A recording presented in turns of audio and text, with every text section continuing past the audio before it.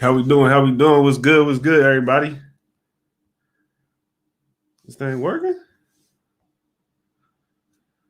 What we got going on? What we going on? I can't see no comments. What's going on?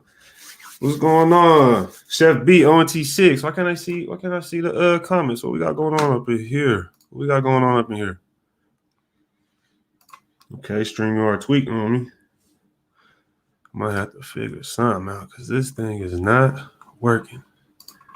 This was happening to me last time too. I couldn't see the comments. But what's cracking, everybody? Welcome to Ready to Tape to the live. I know I don't go live too often, but here we are. We got a lot of things to talk about. Tomorrow is the season opener. Tomorrow's the season opener. Let's see what we got. Let's see. Let's see. Okay. Still can't see the comments. What we got going on? I'm gonna probably have to stream. Y'all see me? Can y'all hear me? Can y'all see me? Y'all let me know. I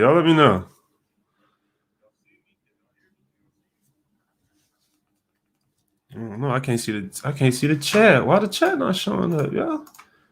Let me see. Maybe because I'm gonna have to do something else. Technical difficulties right off the bat, yo.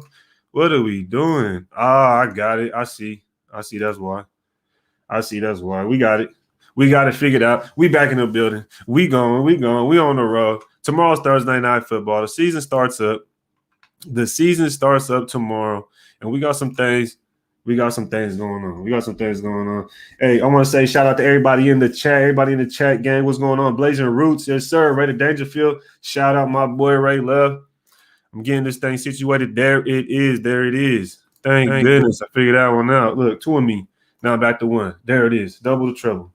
What's good, y'all? Appreciate y'all showing up, man. Jesse, I see you in the building. Cody Jackson, I see you in the building. Freddie, salute. How we doing? Freddie, shout out to you, yo. Cody Jackson was good. Raiders, you already know what it's about. Tomorrow, Thursday night football, man. I wanted to hop in and do this live because tomorrow the season starts. And you can't be talking about what we're going to do if the season already started. You feel me? So we had to get in the last chance predictions. Because tomorrow we see the Cowboys play. And as y'all know, we play the Cowboys on Thanksgiving. And we're going to see Derek Carr eating a turkey leg on Thanksgiving when we play the Cowboys, right? So keep your friends close and your enemies closer. You got to watch that game tomorrow and see what them Cowboys do. But before we jump into all that, let's say shout out to the chat. Say shout out everybody in the chat, man. Gio just sparked up. Yes, sir. I see you with the Mac Dreezy on the profile pic, man. Spark that thing up, man. Hit a long one for me. What's good, Ray Love? How you doing, boss? How we doing? Raider Wolf in the building. Been flapping beak all since we got beat up with our worst defensive franchise history. Yo. We really got to step it up on the defensive side, Raider Wolf. We really got to, man. Blazing Roots, yes. Salute Jesse, man. Jesse always pulls up. Jesse always showing love. Just like Neek, just like Raider Dangerfield, just like everybody in the squad, everybody in the chat right now. You feel me? Salute B Al. You already know what it is. B Al always pulling up. The Michael Mickens, what's good, boss? What's good with it? Oscar 408 cannot wait for Monday. Tell me right now, can y'all not wait for Monday, yo? Tell me right now, man. We've been waiting all off season, man. And let me tell you, this is my first season being a content creator. You feel me? I started right after the draft. When I started doing content, I started right after the draft. So basically, I've only gotten a few months of really getting to do this. And it's already been pretty crazy. It's already been really fun getting to interact with everybody in the chat. And going, how everything transpires, getting to talk about Raiders with everybody. Blazing Roots, I just want to put this out here. Look at Blazing Roots' profile picture. That man got the Mirig number 7 profile picture. Isn't that, that's fire. That's one of the most fire profile pics I've seen, yo. That's underrated right there. Yo, shout out Angel. What's good, Ray? Hope you have a good day. You know what, Angel? I hope you have a good week. I hope everybody in the squad, everybody in the chat has a good week. We just starting off this live. We just getting in here. You already know what it is. Eric Delk was good with it. This week is the slowest I've felt in a while. Yo, tell me, no joke right now. It's been going slow. It's going slow. Tomorrow's Thursday night football, though. We're going to get a little taste of some real football tomorrow, just a little bit. Like I said, watch out for them Cowboys because you know we play them. You got to keep your enemies close. You got to see what they working with, what they doing. You feel me? Freddie, yes sir. Kai Van, what it do, man? You can't say this on point. You feel me? You feel me? First super chat of the day. Shout out my boy ONT6. You already know what it is. That's my boy. We always going back and forth. You know what I mean? What up, Ray? Quick question. Who starts on the defensive line? First question of the day. Every time y'all hear a question, yo, check. Every time y'all hear a question, y'all got to answer it too. Every time someone asks a question and I pull it up, y'all got to answer it too because I got to hear what y'all say. ONT6 pulls up, though. Appreciate the $5 super chat. Always goes a long way. But he says, what up, Ray? Quick question. Who starts on the defensive line and linebacker in our nickel package? And who do you think we call up this game from the practice squad? Good question for sure, because right before I was on this live, I was watching some old videos. One was KJ Wright, and he was just breaking down the defense on how he played. And basically, every play they showed, it was in the nickel. So that answers part of your question right there. KJ Wright. KJ Wright for surely is going to be in that nickel package. He's going to be on the field as much as possible, in my opinion. Just watching those plays, it was from 2019, but he's still a good player. We know he was a top 100 player voted. So that right there, I for sure think he's going to be one of the linebackers in there. So I see somebody say KJ with a question mark. I'm talking about Wright. Rudder Wolf, I'm ready. Yes, sir. And then the other linebacker, man, I was thinking about it, and I would have to go with, honestly, whoever our starting middle linebacker is. That's who I would say is going to be the other linebacker. When you look at the depth chart, right? Excuse me. When you look at the depth chart, right now I believe it says, I'm going to pull it up on my laptop. Right now I believe it says that, correct me if I'm wrong, but it's Denzel Perriman. And then behind Denzel Perriman on the depth chart, it was Nick Witkowski. So that's going to be interesting. But me personally, y'all know I like Nick Witkowski. Y'all know I did a video on him. So I would like to see Nick Witkowski with KJ Wright out there playing at the nickel spot. Now, to finish that up on the D line, that's a tough one, man. We got a lot. But just to go across there real quick, you know, we got Yannick, we got Hankins, we got Gerald McCoy, and Max Crosby. I would like them out there. Now, if you're speaking with the nickel package and you're talking about we want to get the pass rushers to passing down or something like that, maybe we change things up. Take Hankins out, throwing Farrell at the D tackle. Darius Philon's been playing well. So the defensive line is kind of tough, but I would just stick to it like that. Let me know who y'all got starting at the linebacker spot. If you only pick two at the nickel, what two linebackers y'all want starting at the nickel?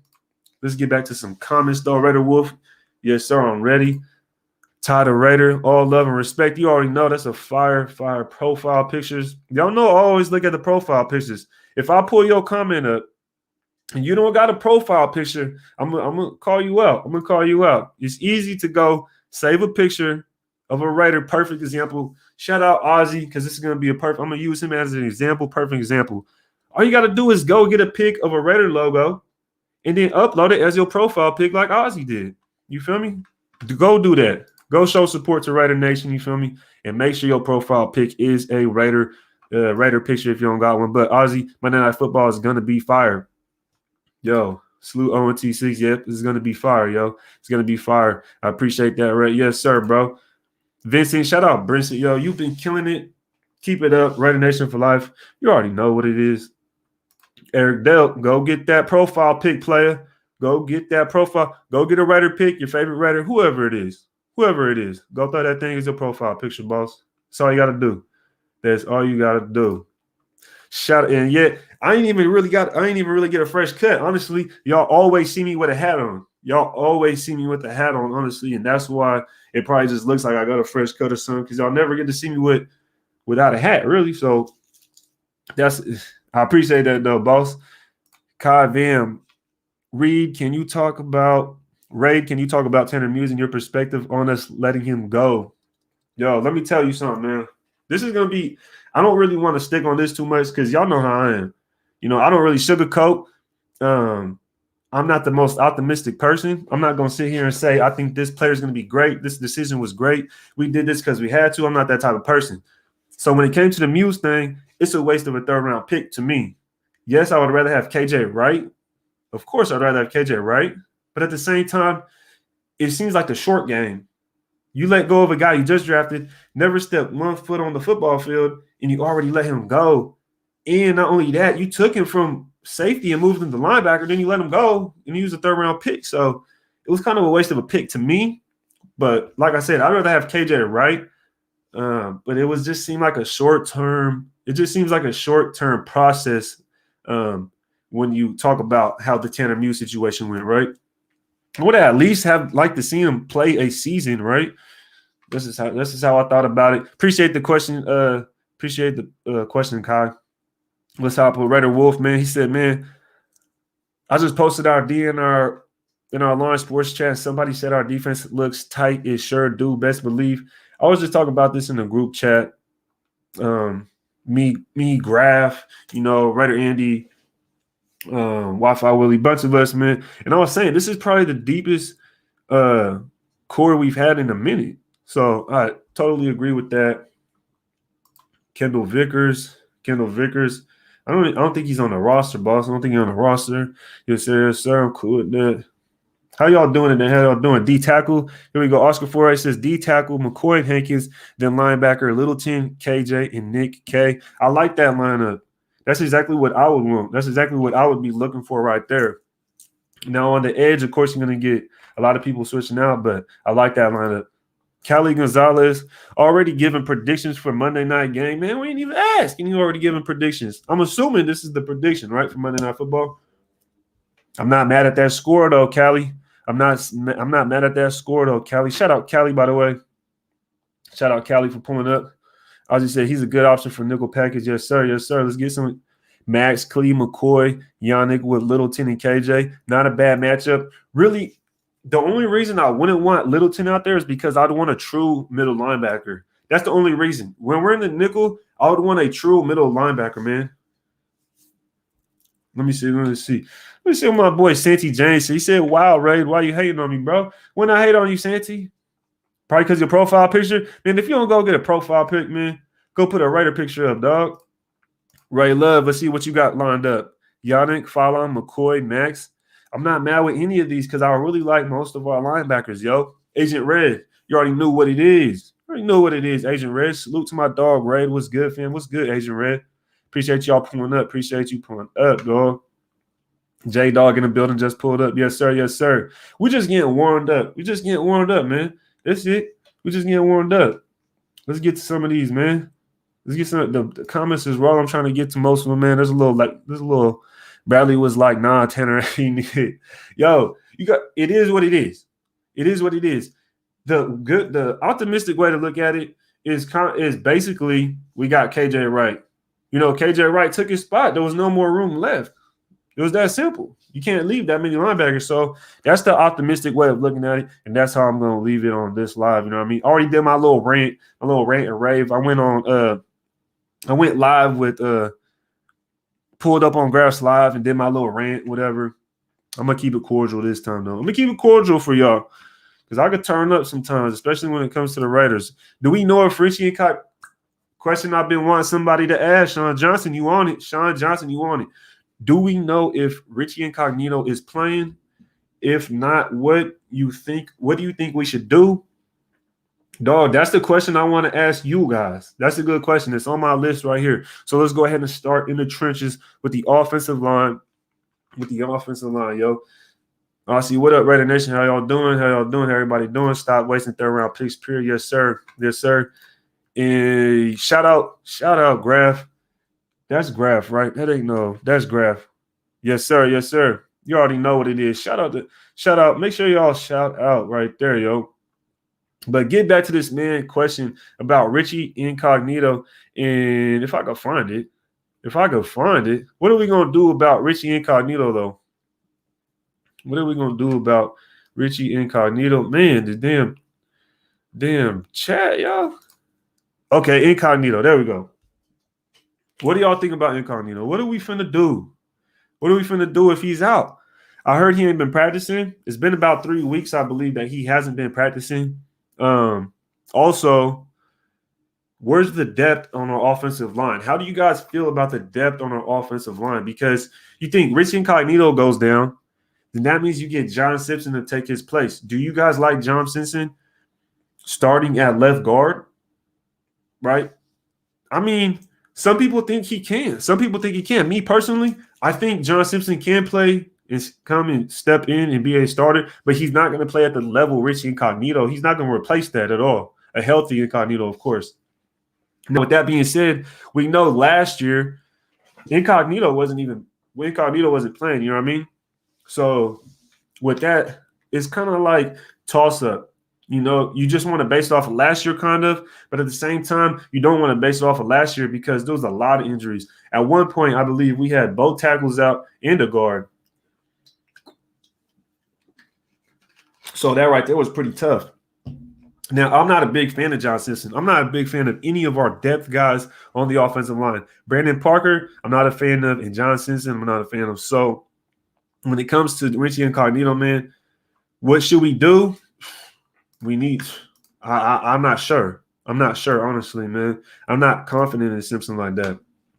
But I know a lot of people are. I got people pulling up saying, hey, Simpson going to step his game up. A 916 Raider. Shout out 916 Raider, yo. I'm in the 916 if you didn't know. Shout out to everybody. Let me know where y'all from, where y'all at. And 916 Raider, go get a profile picture, boss. Go get a profile picture, boss. Get a Raider profile pic. Same with you, Roy. I like Simpson a lot. Y'all could talk to each other about which profile picture you're gonna lock since y'all both like Simpson. You feel me? So let's go ahead. The first official practice is tomorrow. Incognito should be fine. We'll see. I'm not really tripping off Incognito right now until I really, really hear something. You know what I mean? So, but at the same time, that's something we have to be cognitive of, right? We have to realize if a guy goes down, who's our depth? Who's our guys that are going to come behind them and step up? You feel me? O-line depth is my biggest concern. It might be my only concern. Oscar 408, let me know why it's your biggest concern and potentially your only concern. Me personally, I would say my biggest concern, it's between the offensive line and wide receiver group. I know some people are going to push back on me for that, but those are my biggest two. Some of my biggest two concerns right there. Guards are good, but tackles needs work. Illuminor can play both guard and tackle. You know, I don't really know who that dude is. I haven't really watched film. I don't know his play. I'm not confident in guys I haven't seen play. And I'm not confident in the guys I did see play as far as John Simpson and Brandon Parker. So I'm confident in our starters, most definitely. But outside of that, it gets a little tough, y'all. Last year we held up just a little bit. But last year our offensive line wasn't that good. It really wasn't. With all the injuries, people will bring up, last year we had injuries. Well, last year we weren't that good at the offensive line. So unfortunately, him and Martin might have to fill in for Richie. Yep. I agree, man. I agree.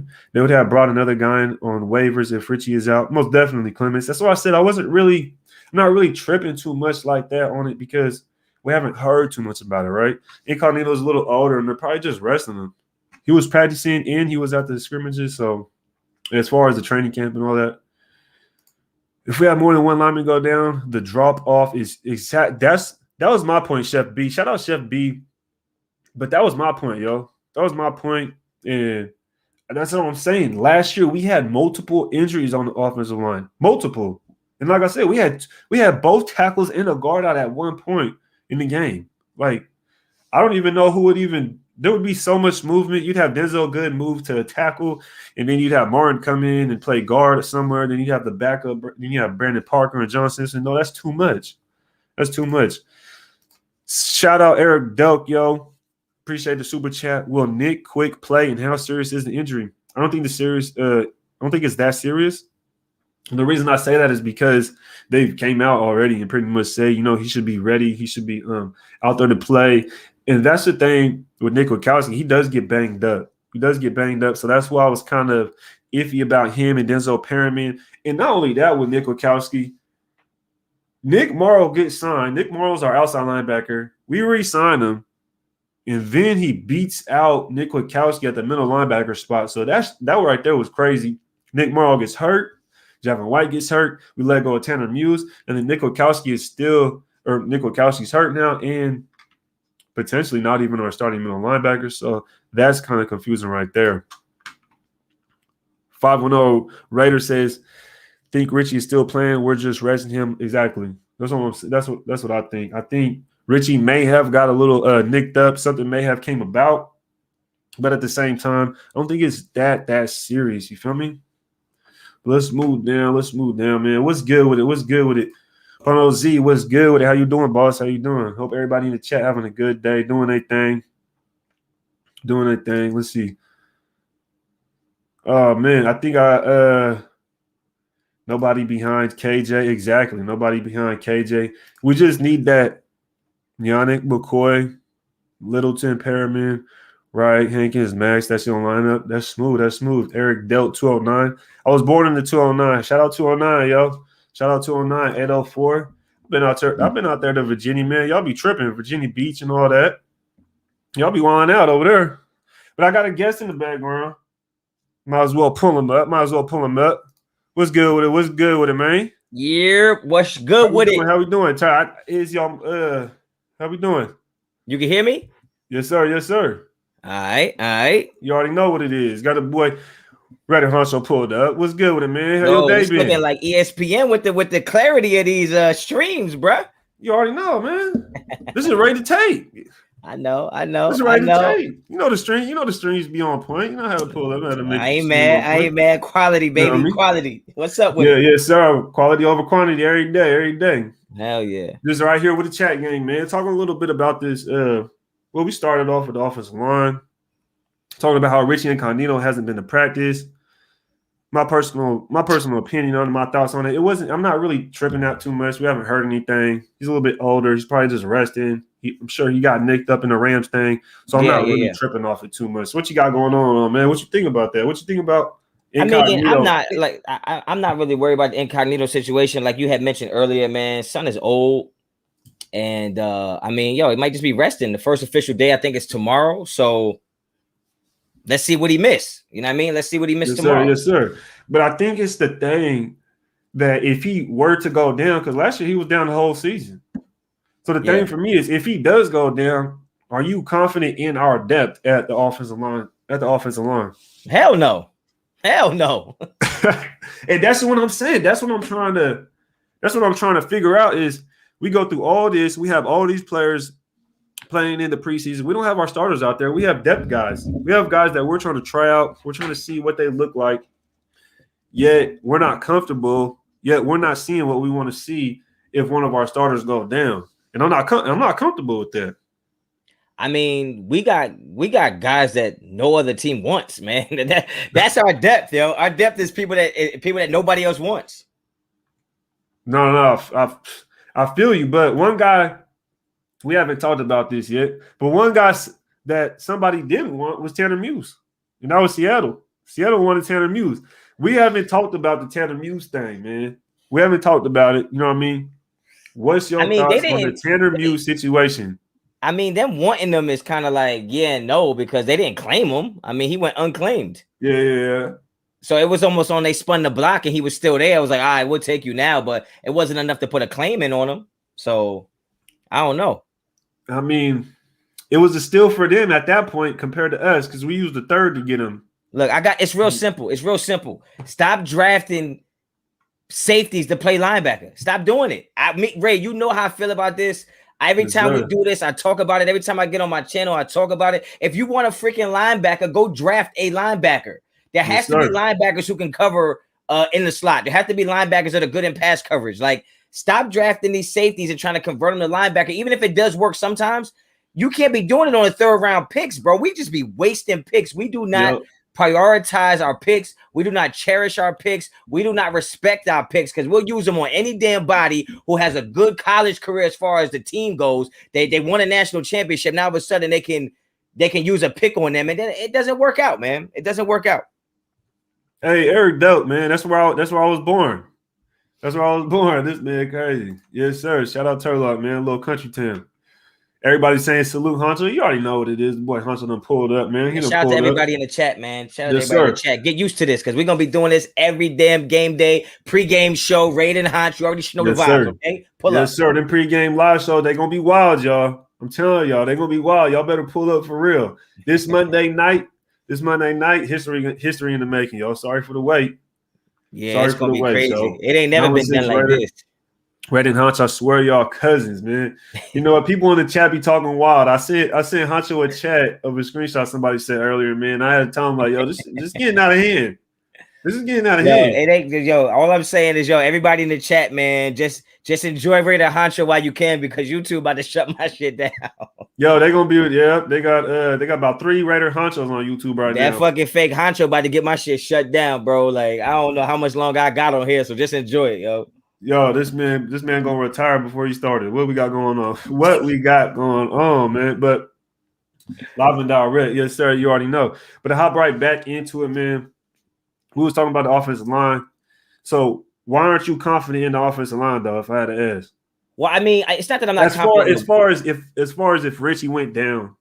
Well, I'm confident in the ones. Anybody who's a one, right? I'm confident in the ones, right? But I mean, how can you be confident in the 2s and 3s? We saw them play all preseason, and that shit was bad, bro. Like that shit was bad. As much as people want to blame Nate Peterman for doing this and doing that, bro, nobody knows what it's like to play behind a line who can't block anybody. Like it's not easy to do to go through reads and progressions when you got guys in your face after 1 second. So it's like, why would I be confident in that when I seen what it's going to look like? Like they weren't even going against 1s and 2s. Their offensive line was going against 2s and 3s. So it's like, if they couldn't block the 3s, I'm not excited to see any one of those guys step in against Baltimore. I'm not excited to see any one of those guys step in against any team we're going to play with a pass rush. So, I mean, hell no, my eyes have already told me what's going on. You know what I mean? And that's what I agree with 100%, man. You got to be transparent. You got to keep it real. If you can't block, you can't block, dog. If you can't block. I mean, what somebody in the chat said, but those guys didn't make the team. I mean, Nick Martin made the team, no? What do you mean? What those guys didn't make the team? No, I guess somebody said the guys I'm talking about didn't even make the team. No, some of those guys are on the team. Oh yeah, for sure. Is Brandon Parker on the team? For sure. When we played the Rams, those are our backups. Those are our backups. I don't know what they're talking about. Brandon Parker, Simpson, Martin. I'm not excited about any of those 3 you named. I'm not excited about any one of those. No, not even as backups, and that's the point. I'm talking about backups. Nope. And that's what I'm mainly worried about because the problems we had last year was the depth on the offensive line. I agree. But the problem we had across the whole team was the depth, right? Now you look at the line, and it's kind of like we still don't have the depth. Well, people forget that before Incognito went down, we were averaging almost 5 yards a carry. When he got hurt, we started averaging 3.8 a carry for the rest of the season. So don't think that anybody could just jump in there and do what Richie Incognito do. Like it don't work like that. Like he might be long in the tooth, but he knows what he's doing and he knows how to execute what we're trying to execute. So I'm not too excited about anybody who's going to replace Incognito. Honestly, no, most definitely. That's what I'm saying. The gap, the drop off from Richie Incognito to the next is dramatic. You know what I mean? Yeah. Richie Incognito, he helps everybody around him. Yeah. And the people that comes in to replace him, they're not going to be able to do that. They're not going to be able to do that. Especially when you have a guy, Andre James, that's young like that. Yeah, I'm not saying he does need the help, but I feel like Richie Incognito is going to help him that much more.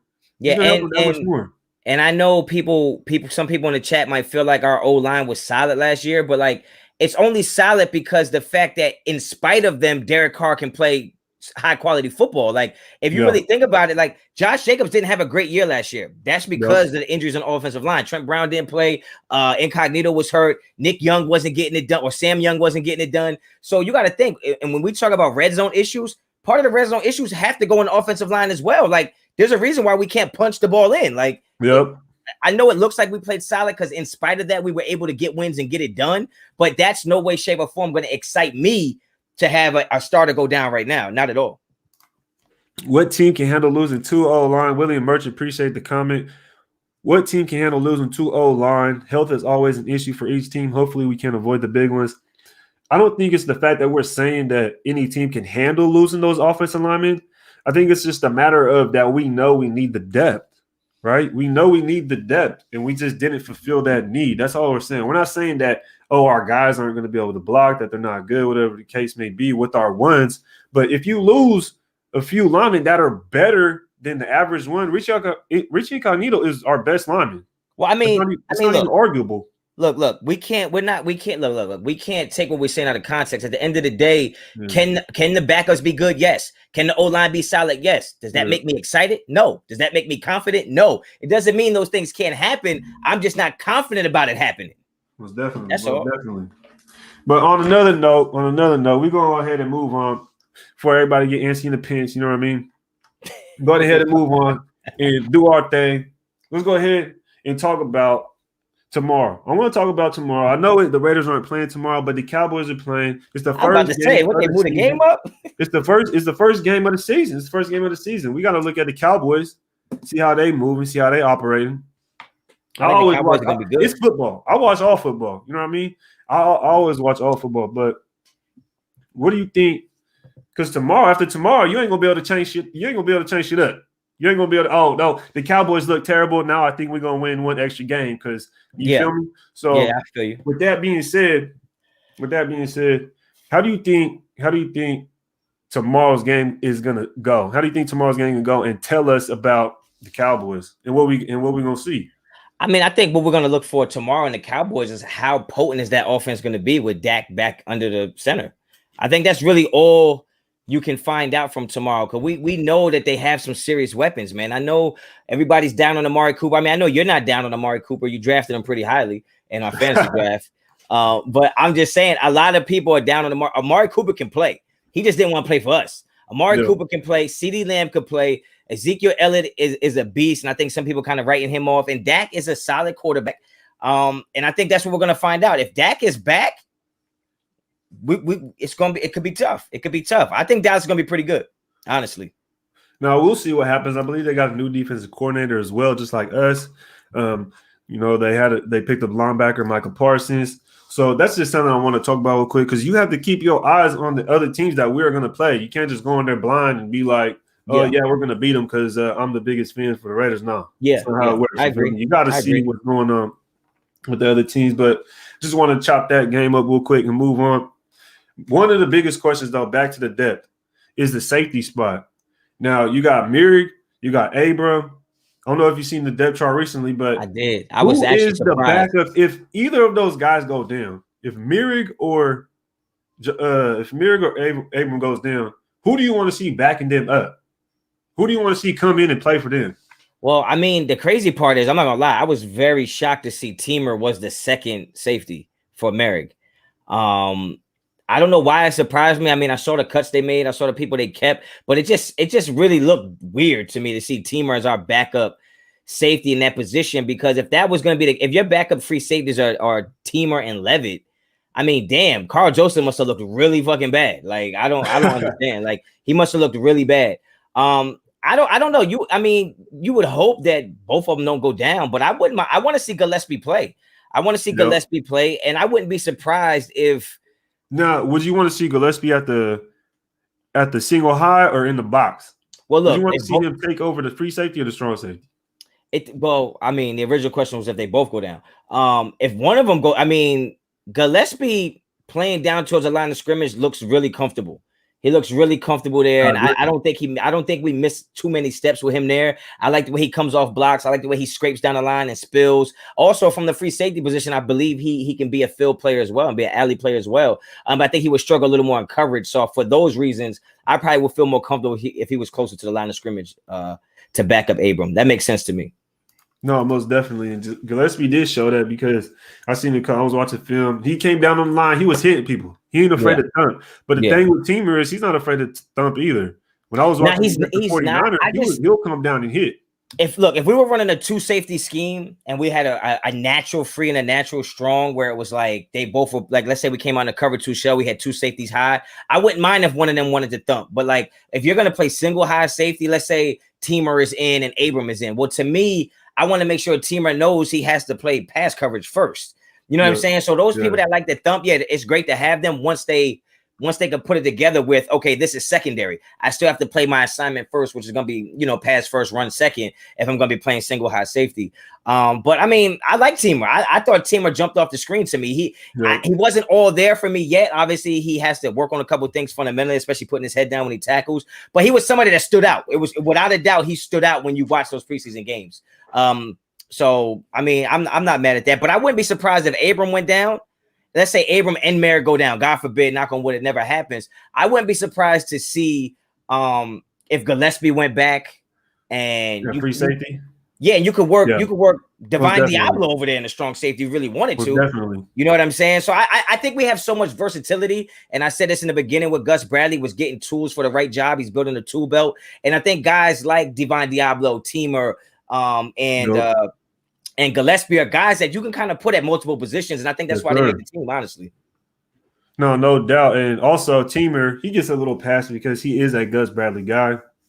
Yeah. I believe he just came from Los Angeles with the Chargers, so he's most definitely a Gus Bradley guy. So you're pretty comfortable with the depth we have at safety now. I am so comfortable with the entire secondary, bro. I've never been comfortable with the secondary in years. I am so comfortable. I don't want to say confident because I want to see what they do, but I'm comfortable. I'm at ease, right? Like I'm not panicking whatsoever. I am super comfortable. Probably the secondary is the one group that I'm actually the most comfortable with, honestly. I'm super comfortable with that secondary right now.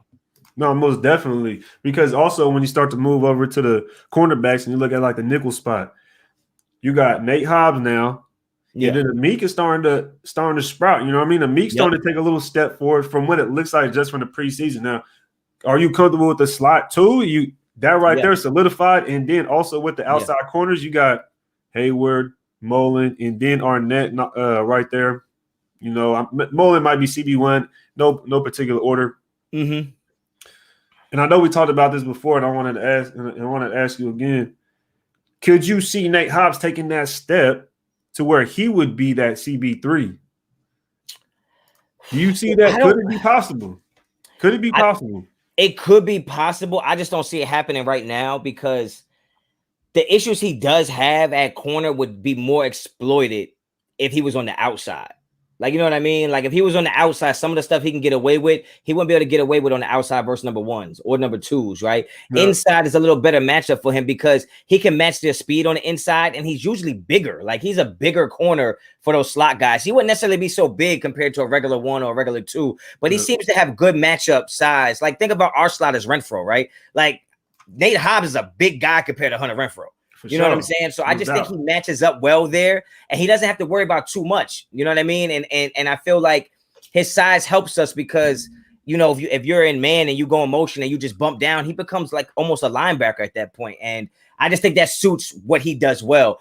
On the outside, I would have to see a little more of him to be comfortable with him being a CB3, especially since I think very highly of Damon Arnett. Yeah. We know Netway's your boy. Y'all be rapping together. We got Rick Grimes in the building over here trolling.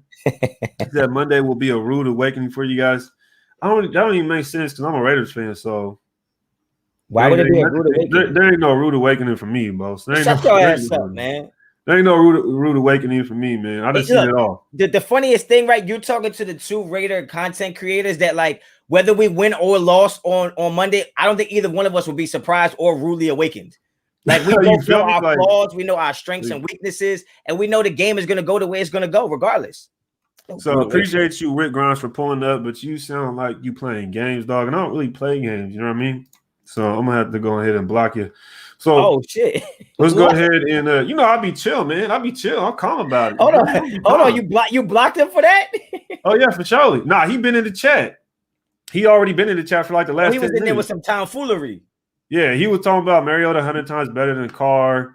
Y'all got a rude awakening. Y'all about to get messed up, blah, blah. I think he's like a Ravens fan, or he probably Hefe. I don't know. I don't know what the hell going on anymore, man. I felt more comfortable with Muse than Diablo on the field. I ain't going to lie. I agree with that statement 100%. I agree with that statement 100%. Muse did look better than Diablo, but I don't like to make excuses. I'm not the type that is going to come up here and make excuses. Yeah. But Diablo, he didn't play. He was hurt. That was his first preseason game. He was just thrown in there just to see what he could do. So that will be like my reasoning for his play versus Muse, who basically got to sit for a whole year, kind of learn, I think whatever the little intangibles, but it's hard for me to try to be optimistic like that because Muse did play better than Diablo. So it's kind of confusing how you let the better man go. Muse also didn't play against the ones like that. Yeah.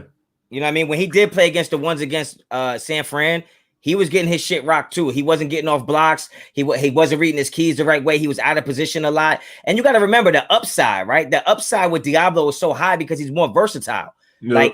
Like who would you look? Listen, if you kept a guy for certain reasons, right? Particular set of skills, who would you rather spy Lamar Jackson? Tanner Muse or Divine Diablo?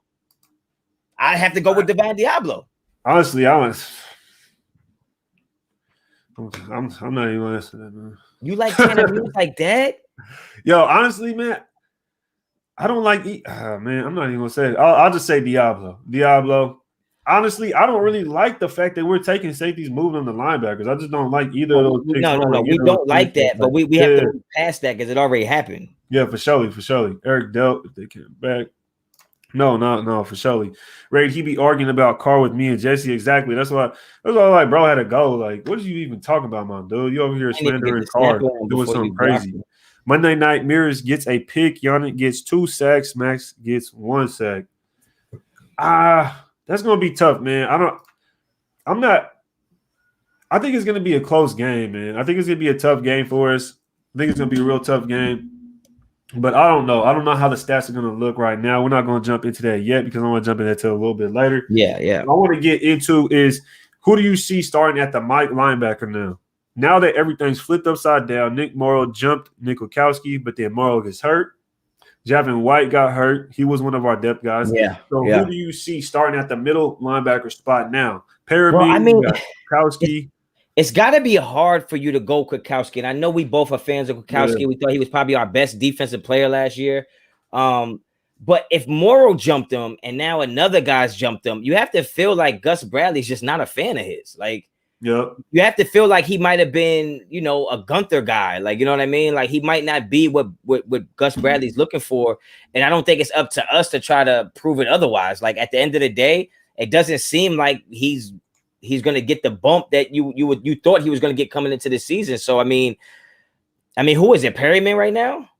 Yeah, it's Perryman right now. I believe based on the depth chart, it says Perryman. I would look, this is not me making a prediction based on my knowledge of football. This is just based on what I'm seeing. Perryman is a Gus Bradley guy. No, like he knows what's going on there. And then he comes in without even really getting a practice week under his belt. And he's already put in as the Mike backer. Like, I mean, the writing's on the wall to me. Wherever there's smoke, there's fire. So I would have to assume that it ain't gonna be Nick Kwiatkowski.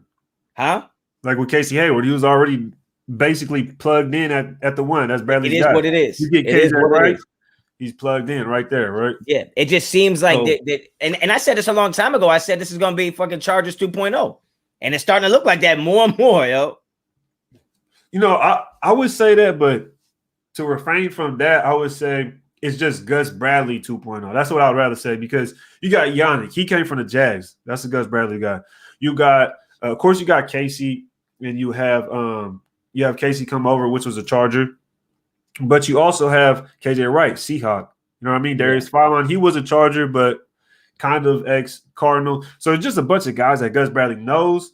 They're good ball players. And honestly, this is why I say that this isn't even why. I was saying before we got all of these players that Gus Bradley is our best offseason acquisition because without him, I don't think we get any of these defensive guys. We don't get any of these quality players in Yannick and KJ Wright and maybe not even Gerald McCoy. I'll go as far as that. So, I mean, Casey Hayward as well. Yeah. And these are all starters. I mean, I would agree. I would agree with that. Half the defense because Gus Bradley. I would agree with that, especially since the fact that we didn't have a ton of money to give away and we still were able to bring players in. That never been done in the past with us. Usually we had to just break the bank. People came here for the check. But obviously they're coming here for a little more than just a check right now because we ain't really had the money to give them. So, yeah, I would agree with that. I would agree that Gus Bradley was our biggest offseason acquisition. Absolutely. Yeah, most definitely. And it makes me think about, like, okay, on the Gruden side of things, it makes you think, like, who has he really brought in? You know, like who has he really brought in that made a real big impact? You got Yannick, which is I would say Yannick's a pretty big offseason signing, right? He was the best pass rusher available outside of arguably who was that boy? Trey Hendrickson, I believe. It was like him and Trey Hendrickson that were the two best. I would say Yannick. I would say Yannick was a huge signing for us. For sure. The more consistent, that's for sure. Yeah. So we end up getting Yannick. We haven't got a player that good in the free agent since, honestly. Yeah, it's been a while. You know what I mean? Exactly. You know what I mean? And then you go pick up Casey Hayward, which he's a little bit older. He may have lost a step, whatever the case may be, but he's still a quality player, just like KJ Wright. KJ Wright's 32 years old. He's a little bit older. He still made top 100, whatever that means. And both of them, whatever that means to those people. But and both of them took little money to come here, man. I mean, I think both of them are getting $4 million or less, right? Exactly. So we're seeing a big turnover on the defense, and as long as it's Gus Bradley doing the decisions, I'm gonna go ahead and be patient, and I'm gonna go ahead and say, okay. I hate being this guy, man, but I just feel like Gruden gets a pass with all of this shit because I don't know, man. I think Gruden as a personnel guy and as like a GM is just terrible, man. Like I really do think he's awful, and I think he gets a pass because he's John Gruden. If this was just Joe Blow from anywhere who was making these type of moves, the Raiders would have ran him out of the damn building. And I just don't want to see us waste any of Josh Jacobs' career. We've already wasted enough of Derek Carr's career or Henry Ruggs or Brian Edwards or Dan Wilder's prime because John Gruden has such a stranglehold on this organization because of what his name is and not what he's actually provided us, man. Like he's got to get it done this year, man. He's got to get it done. I feel you. I hear the frustration. I feel you, man. Trust me. I've been thinking and feel the same way about that. But let me get right to this super chat. Shout out to Cunningham, man. Do y'all think Wright is a game changer for our defense, and that he'll be in our base more than nickel now? I think he's going to be on the field the whole time. I think he'll be in the nickel. He'll be in the base. He'll be as much as he can be on the defense. He will be out there. That's what I believe. I think it's a game changer for sure. Yes, I think it's a game changer, especially when you think about football. Half the battle in football is being at the right place at the right time. And when you got a guy who knows where he's supposed to be as well as where you're supposed to be, based on he's been in the scheme. Yes, sir. I mean, that's invaluable. It's priceless. Like we basically paid him to make sure everybody else is where they're supposed to be. The right play, the right place at the right time, and plays will happen. And yeah, that's a game changer in my opinion. Yeah, most definitely. And I think with him and Perriman being in there, plus you have Yannick, plus you have Casey, like we already talked about. There should be plenty of understanding of the defense and communication. Like there should be plenty right there. So I'm pretty excited, man. I'm more than pretty excited. I'm excited for this defense just to see what they could do. I actually feel like we're gonna make a change, right? Not just that feeling like I'm a Raiders fan and it's a new season. Yeah. You know what I mean? So we have a fresh start. No, I actually feel like we're going to make a change on the defense because of Gus Bradley. So I feel like this year is a little different. Our linebackers were horrible. We finally see some light. Yeah, I mean, we'll see, man. I've been saying it for mad long, that linebacker. I was more worried about the linebacker position than I was the offensive line because I felt like at least the offensive line has guys that played before. We were running out there with guys that never even played. Like, I've never been high on Tanner Muse, ever. I wasn't high on Javin White either. So to me, when we went into this season thinking those were going to be the guys, I was like, okay, hold on. That ain't enough for me. That wasn't enough. Yeah, for sure. And I wanted us to draft Jabril Cox. I wanted us to draft Monty Rice. I wanted us to draft a bunch of linebackers, and they did it. Monty Rice. Remember Monty Rice was there. That was my guy. Yo. We had plenty of dudes. Dude from Alabama, Dylan Moses was available. He's a little bit smaller, but he didn't get drafted. He got signed to the Jags. Oh, okay. Yeah, he got signed to the Jags. I don't know if he got drafted. I don't know if he got drafted. I'm not. He didn't get drafted though. But I'm saying I think I want to say he went to the Jags though for sure. I never was high on Muse, especially because I remember watching. I remember it was when they played Ohio State, and I forget who it was that broke down the sideline and just literally made Tanner Muse fall off the littlest juke move. I said, okay, nah, I'm off that. And then we drafted him to play linebacker where he's gonna be face to face with running backs in open field. I wasn't with that. Nope. No, I feel you. I'm the same way. I just want to get a linebacker. That's it. I think there's linebackers out there that are already fast. Yeah. And that they're already a linebacker. So why not just get them like if Gus Bradley was with us, the year we got Cleveland Farrell, I guarantee Devin White would have been a Raider. Oh my god. I just know he would have been a Raider. I just know it. Oh my gosh. But I don't want to dwell in the past. I'm not gonna say nothing crazy like that. Shit, I do. Did I just say something crazy like that? Y'all gonna be on you. Y'all agree with the hybrid 3-4 defense? A hybrid 3-4 defense. So we'll just It's actually more. It's more like a hybrid 4-3. Yeah. Because you basically just over under the linebackers just going to be on the edge. It's more of a hybrid 4-3. Yeah, most definitely because I don't know that you can't really have Max Crosby.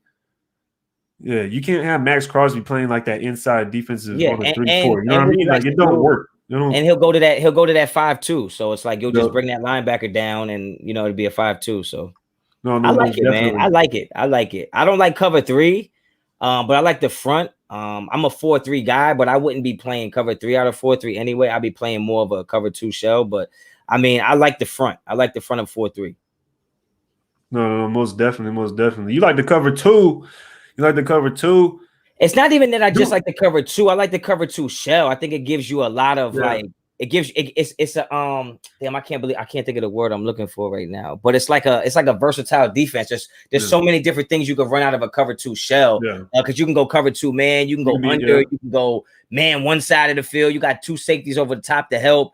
And if you got tackling corners like we do with Mullen, who's a tackling corner, you just keep him in the flat. He's there, like you know what I'm saying. So I just like the cover 2 shell, honestly. No, most definitely. Let me get to some of these chats though.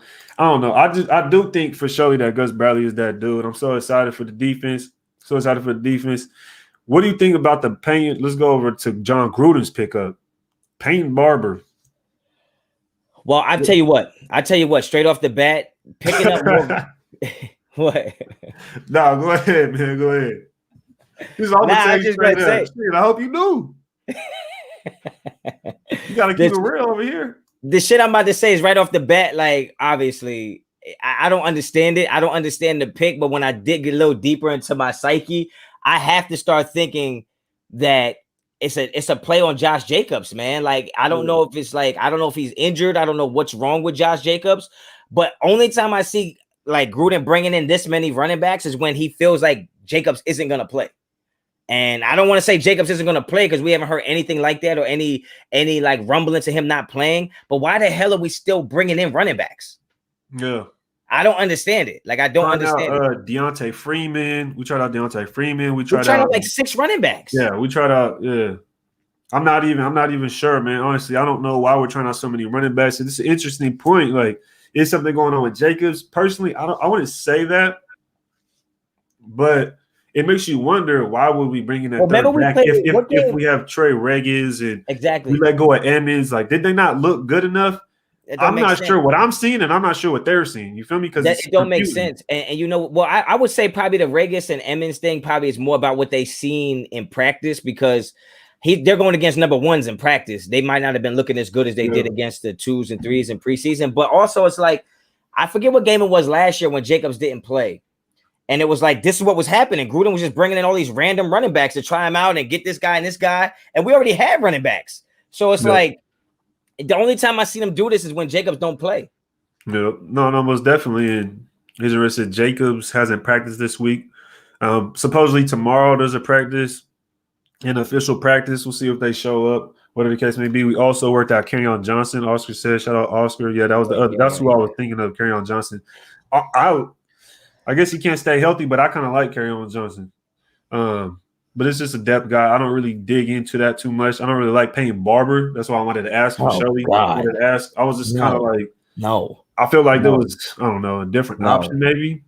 But so what I'm saying is like you got running backs on the team. You also got Kenyon Drake. It's like, man, for you to be bringing in guys, okay, I understand 17-game season and you might not, but damn, like you bringing in running backs now because of the 17th game, 16th game, like we don't have that many spots available. So this must be a priority for you to be bringing in these running backs. So like that makes me a little nervous. I'm not gonna lie to anybody in here right now. I'm on high alert for Josh Jacobs. I'm not saying he's injured or nothing like that, but it don't make sense to be bringing in running backs right now when you had the whole preseason to look at your running backs. Yes. So it's a little suspect to me. That's all. A little suspect. No doubt. Hey, man, says the Raiders are being smart with Jacobs. He's our franchise player. He's our franchise player, but you also got to realize that it's kind of like you're saying he's your franchise player. He hasn't played a full season yet. Yeah, exactly. But it's kind of like the latency of picking up Payne Barber. He didn't play in our preseason games. You didn't see him in the preseason games. You're working on all these running backs. And did this something just sprout up? Brand new news that happened between the last preseason game and then whatever we know now to where they're like, oh, we need to work out running backs. That's kind of where I'm looking at it. Yeah. So it's kind of confusing. Especially with all the other like pieces we could use. Like they're just looking for running back. You're bringing in 6 running backs to try. Like what the hell? Like is Regis not like I don't understand. Regis can't be that third running back. I don't get it. Like I don't know. No, and that's exactly what Snoop says. He says Regis shows promise.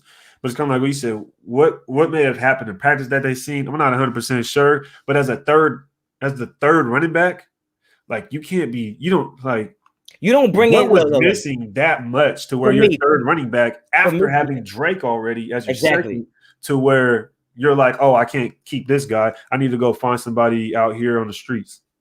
I mean, for me, even if you are looking for your third running back, bro, I don't need to bring in 9 guys to find a third running back. Yeah. Like you looking for a guy that's gonna have to play for real. If you bring in 9 of them, damn. No, most definitely. Greg Walker says, always have disagreed with Jacobs being picked so high when he was actually a second string running back at Alabama. Damian Harris was a steal in the 3rd round. I mean, I'll say this to that. I'm not the biggest fan of taking running backs in the 1st round just because of how we know the draft falls with the running backs. Yeah. But I think Jacobs is a good player. So I'm not him being a good player and being picked so late in the 1st. Yeah. And I believe he was our last 1st round pick. We had 3 that year. So it kind of makes up for it. That's how I feel about that. So I wasn't really tripping off the Josh Jacobs pick as much as that's the same year we picked up Farrell. I think we went Farrell. Abram. I think we went Farrell Jacobs and then Abram. Oh, okay. Farrell Jacobs, yep. 24 and 28, something like that. Yeah, something like that. So I mean, picking a guy in the 20s after you already picked a 1st round pick, like that's basically your 2nd round pick. You're just picking early. So it's like a free pick. So with our free pick, we got Josh Jacobs. I'm not mad at that at all. No, for sure. What is this right here? We got a toxic Falcons. Falcons ready for the Raiders Monday night. What do we got going on? Yo, the chat going. The Falcons Monday night. Stop smoking crack. We playing a different type of bird. We about to cook a different type of bird on Monday. We're not cooking. Y'all gotta put down the pipe, man. Damn. Jacobs a monster. Health has been a concern though. Yeah, most definitely. Yeah. I believe last year Booker got 100 touches last year. Yeah, but that's also like what I'm saying about us assuming that the offensive line was solid last year. Like, hey, tell that to Josh Jacobs, who was scratching and clawing just to get to the line of scrimmage. Because he's a great talent, he'll make something out of nothing. But every carry Josh Jacobs had last year was so damn stressful for him. Like he don't even get long runs. He used all his energy just getting back to the line of scrimmage. It shouldn't be like that, man. It shouldn't be like that. No. And I believe he led the league in most yards after contact as well. Yeah. So that means he's just out there getting popped and he's still trying to make, you know what I mean? And he's still trying to make it out. And he's still trying to make it out. It's nothing out of something out of nothing. So yeah, too much. That was a tough task. To work too that's hard my point to the offense. That's my point to the offensive line. Is that it wasn't that good last year. And some people will bring up the fact like, oh, well, we had guys missing last year. We'll do just fine because we did it last year. It's like it wasn't just fine last year. And people also don't understand. When I don't want to say they don't understand because I'm not trying to like take nothing away from nobody's intelligence. But at the end of the day, run blocking is not pass blocking. And last year we were able to pass block a little decent. We weren't able to run block at all last year, which is why they revamped the whole offensive line and got guys who are just as big, if not bigger, but younger and faster, so they can actually push bodies down the field. I mean, at the end of the day, we were losing a lot of games last year, so we passed the ball a lot. So therefore, the line didn't look as bad because Carr has a quick release. He gets it. He throws short passes, gets it out of his hands quick. It wasn't a lot of stress on that line. But when you come down to the way John Gruden wants to play, and he wants to smash mouth football, run the ball 30 times a game, he wasn't able to do that because our line could not hold up those blocks, man, at all. No, most definitely. We didn't have that power that we initially were building the team off of. You know what I mean? I remember Hudson, as good as he is and as good as his legacy was, he's not a power guy. He had a shit year as run blocking last year. Yeah, but he's never been a power guy also. But it was like we were trying to – because I remember when John Gruden first came, you remember that Broncos game? Yeah. And we were just running it down the throats, yo. Yeah. And it was like, okay, I see what kind of team we're about to be. It's like we couldn't do that. We couldn't imitate that. We kind of took a little dip off of the end when it came to that power running. Yeah. And it showed a lot, especially, this is a good point right here I want to get to it, is the red zone. It showed a lot in the red zone. How do you have Josh Jacobs on the 1 yard line and you can't punch it in? And we're kicking field goals at like the 1, 2, 3 yard line. Within inside the 5 yard line, you're kicking field goals, yo. Yeah. That just shows you that the offensive line wasn't getting it done. Yeah. Or something. Or what are you gonna do? Blame the play calling? You're gonna blame Josh Jacobs. But that's another reason I think we brought Kenny and Drake in. If you go check it out, Kenny and Drake led the league in red zone touchdowns. When they was inside the 5, he was getting it done. Yeah. He's one of those dudes he could see it and he could get it in there. Punch it in. Do you trust? But the thing is are you gonna trust Gruden to? I think this is what people need to get to about my situation with Gruden is that I don't think Gruden's not capable of doing it. I believe in John Gruden as a play caller. I just think sometimes he outcoaches himself and outthinks himself by like he thinks everybody thinks like him. So he's like, well, I would do this if I was them. So let me do this instead. And you're actually out coaching yourself. So it's like he needs to stop being so goddamn cute and just run the plays, like run plays that are going to work. Stop thinking that you're going to reinvent the wheel by going 3 tight ends and we're going to run this play action fake and run shallow crosses. Bro, it's not that hard to defend that these days, bro. It's 2021. It's not that hard. Our linebackers are just as fast as receivers now, damn near. So you running them across the middle, like it's not that hard to cover them. It's really not. No, for surely. And not only that, I like Jacobs. Someone commented, said Jacobs will be a Hall of Famer. Mark my words, man. You'll see. I mean, I don't know if you think we talk about Donald Jacobs. It's not what we're saying at all. If anything, we're saying something about how the offensive line didn't help him enough. You know what I mean? But someone for surely. Get them likes up. You already know what it is. Get them likes up. But I know a lot of people in the comments, they've been bringing them up. You know, Tay Train, LT, Latavius, Latavius Murray. What do you think about him being the third back? I want to get to it because everybody in the chat want to talk about it real quick. So let's knock this one up. You know what it is for me, man? I think he would be a solid third back, but like, who the fuck wants to see the third running back in the game? Like, I know everybody in the chat's gonna have a reason why they do want to see it and what it would mean for the team. But like, let's be real, as football fans, why the hell would I want to see the third running back in the game unless we're in victory formation? Yep. Josh Jacobs was drafted in the first round. Everybody says he's a Hall of Famer. He's our superstar. Well, give him the damn ball. How many years you think he's gonna be a superstar anyway? He got about 5 years to be at that level. Period. Yep. So why are we saving him? Running back? Yeah. He's a dog. He's a thoroughbred. Run him while you can. He's not getting no younger. So it's like at the end of the day, I don't care who the third running back is. If we're relying on our third running back to win games, we have already lost. Most definitely. Good. That's a good point. I ain't got nothing else to say. I agree with everything Honcho just said. Put that on the record. That's a first. Douchebag Matt. Shout out douchebag Matt, yo. He got a picture, right? Hey, he got a picture. He got a black and white Joker, so must be a Raider fan. Who has more rushing yards, Drake or Josh? I believe they're going to split the carries to keep Josh fresh. I don't think they'll split carries in that sense to where they'd even be remotely close in rushing yards. But I do think Drake will take carries away from Josh Jacobs. I do think he will. I think he'll have less carries than he averaged his first 2 years, and then Drake will take some carries away.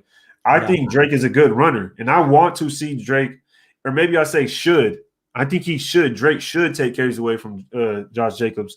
I think Drake creates a different dilemma because of his speed. He's not the same kind of runner as Josh Jacobs, but although he does have the power, he could actually split up field and take off and not get caught from behind. Yeah, that's the only thing I have with Josh Jacobs is that he can't break for long runs.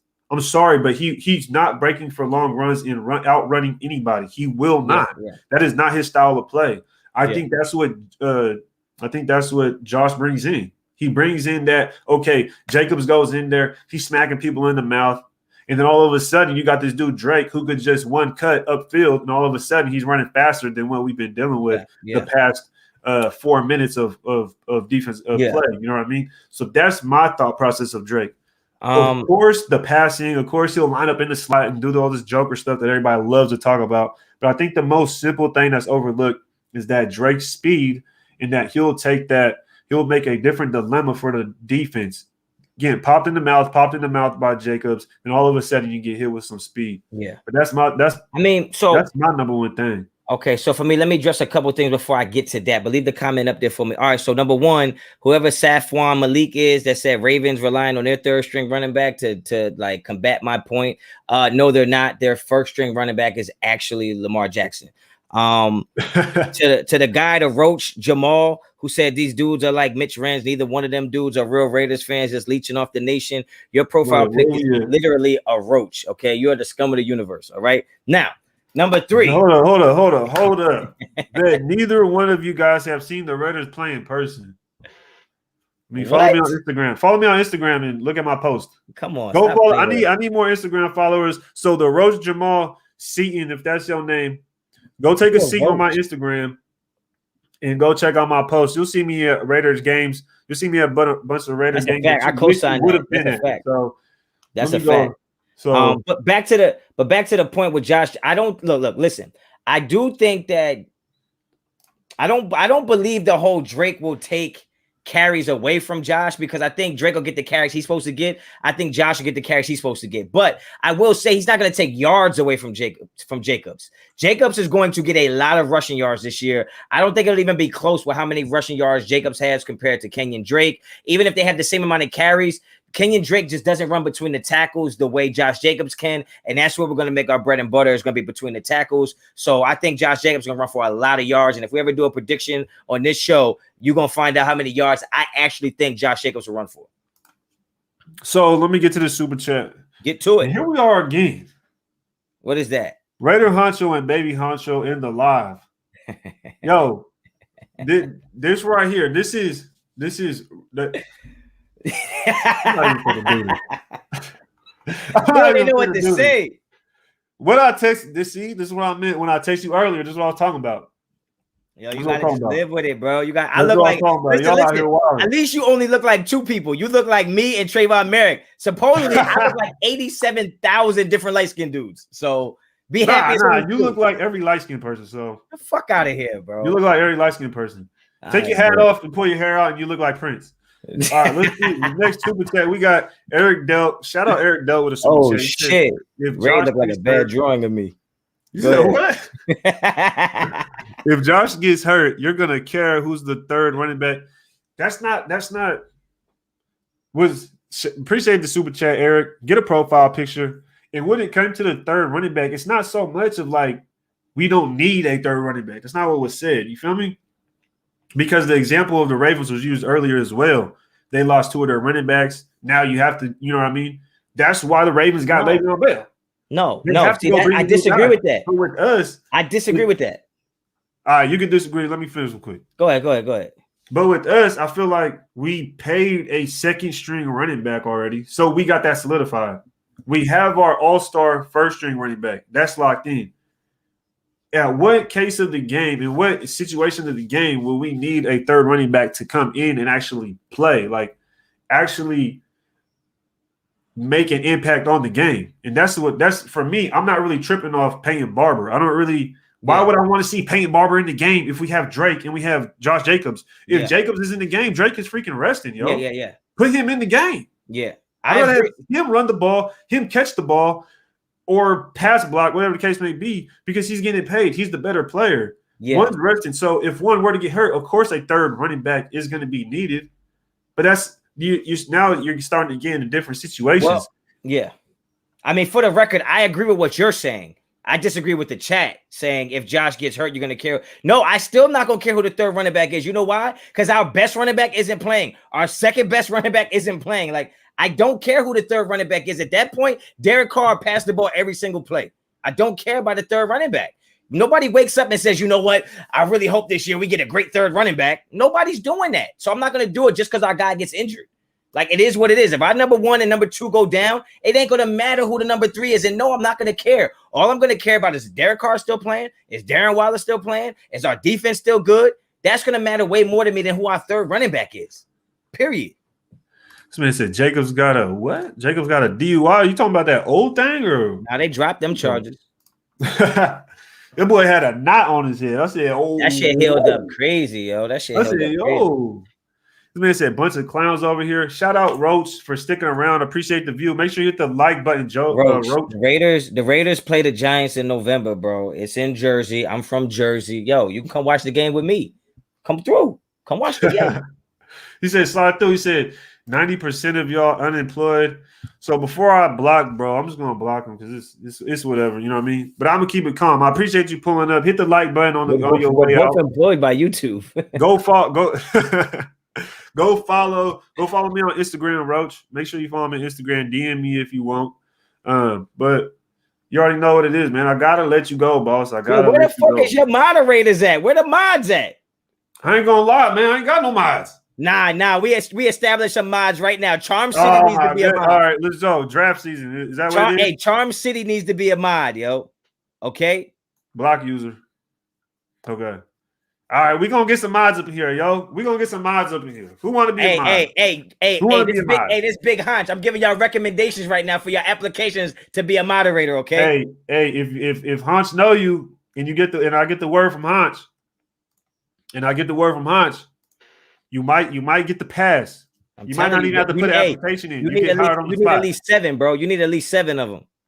KJ Wright acquisition. Hey, Ben Jenkins, appreciate the super chat, dog. Let's get to it. KJ Wright acquisition guarantee us in the wild card weekend. See you in January.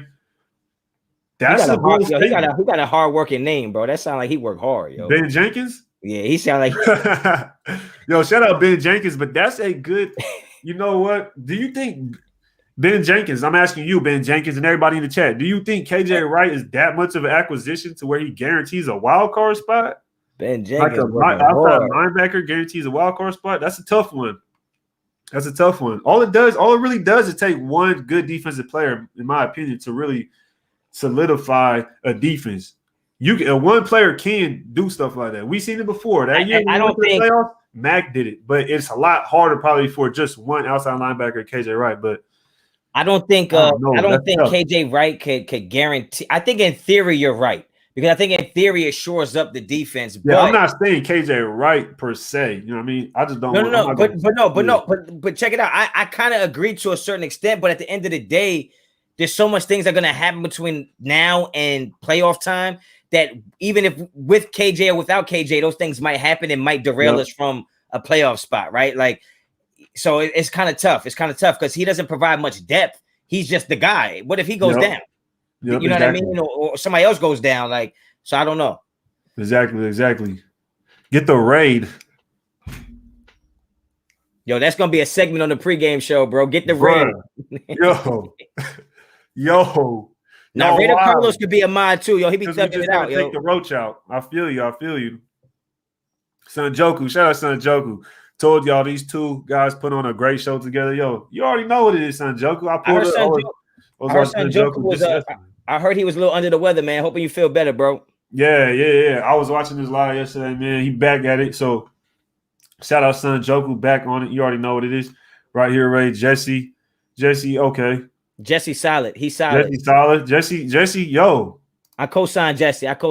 He's solid. I'm gonna have to make you a moderator. How I make him a moderator? You can't do it from StreamYard though, huh? You gotta do it from the phone? Yeah, now you gotta do it from YouTube, yo. Okay, Jesse, you're gonna be a moderator. Let me go ahead and put that down. Let me go ahead and get the my draft list real quick. Let me go ahead and get my draft recommendations out. I'm giving recommendations out, yo. Yo, if you want to be a mod, make sure you shout out right now. Make sure you let me know right now. Charm City be thugging, bro. Yo, Jesse, you already know what it is, boss. I got you locked in, Jesse. You said Brian Scott. I'll be in Jersey for the game. Get the strap, Honcho. I don't know if that's a threat or if that's a. I'm just playing. Hey, you're gonna have to rephrase that, bro. He said, "I'm pulling up. Get the strap." Yeah, that make me sound like I better have my shit ready. Pono Z. You're gonna have to send an application in Pono Z. Pono Z, we'll get back to you. Yeah, Pono Z, send an application. I didn't get yeah. We gonna get back to you. This dude, Kelly Gonzalez. I got you locked in, boss. I know you. Now, Callie been hating in my comments lately. I ain't co-signing him, yo, but you can do what you want. He been hating in my comments, yo. Yo, Cali. What about okay, Raider Carlos? I already said Raider Carlos, Yeah. but don't I'm telling you, get my man Charm City in here, bro. Raider Carlos, Charm City. I'm already knowing Charm City for sure. Yeah, he get it in. Charm Charm City, yo. No application, yo. You got the word. You good? Purple Rain. That's actually my favorite song of all time. That's if y'all didn't know, that's Raider Honcho ringtone. Austin Martinez, I'll be a my right here. Yeah. Me, I'll snipe him. Oh shit. That boy said, me, I'll snipe him. Yeah. Now Raider Carlos strong. Charm City, we got you. Yeah, Charm City. Now I'm a little behind on the chats. They just boom. So I'm trying to catch up to the chats. Let me get down. Okay. What I should have read this first. What light-skinned duo got more dark-skinned swag? Raid, Hunch, or Mirror, Abram? Shout out for the super chat, but that's a my great guy, question. I'm not even sure. I'm not. Are you talking about like I don't know what dark skin swag is. I don't know what dark skin swag is. I don't know how to answer that. Exactly. That's why I was like, hold up. I don't even know. Is that like Black Force energy? What are we talking about? I will say that I believe me and Ray both have more swag than Trayvon Merrick. He seems like he's too quiet. Like he's real quiet. Yeah. He real quiet and reserved. I'm not that. I don't know. If Huncho pulls up with a dangly earring with a cross in it, I might start questioning things, but we got it on lock for sure. I mean, out of that group, you would definitely be Abram, though.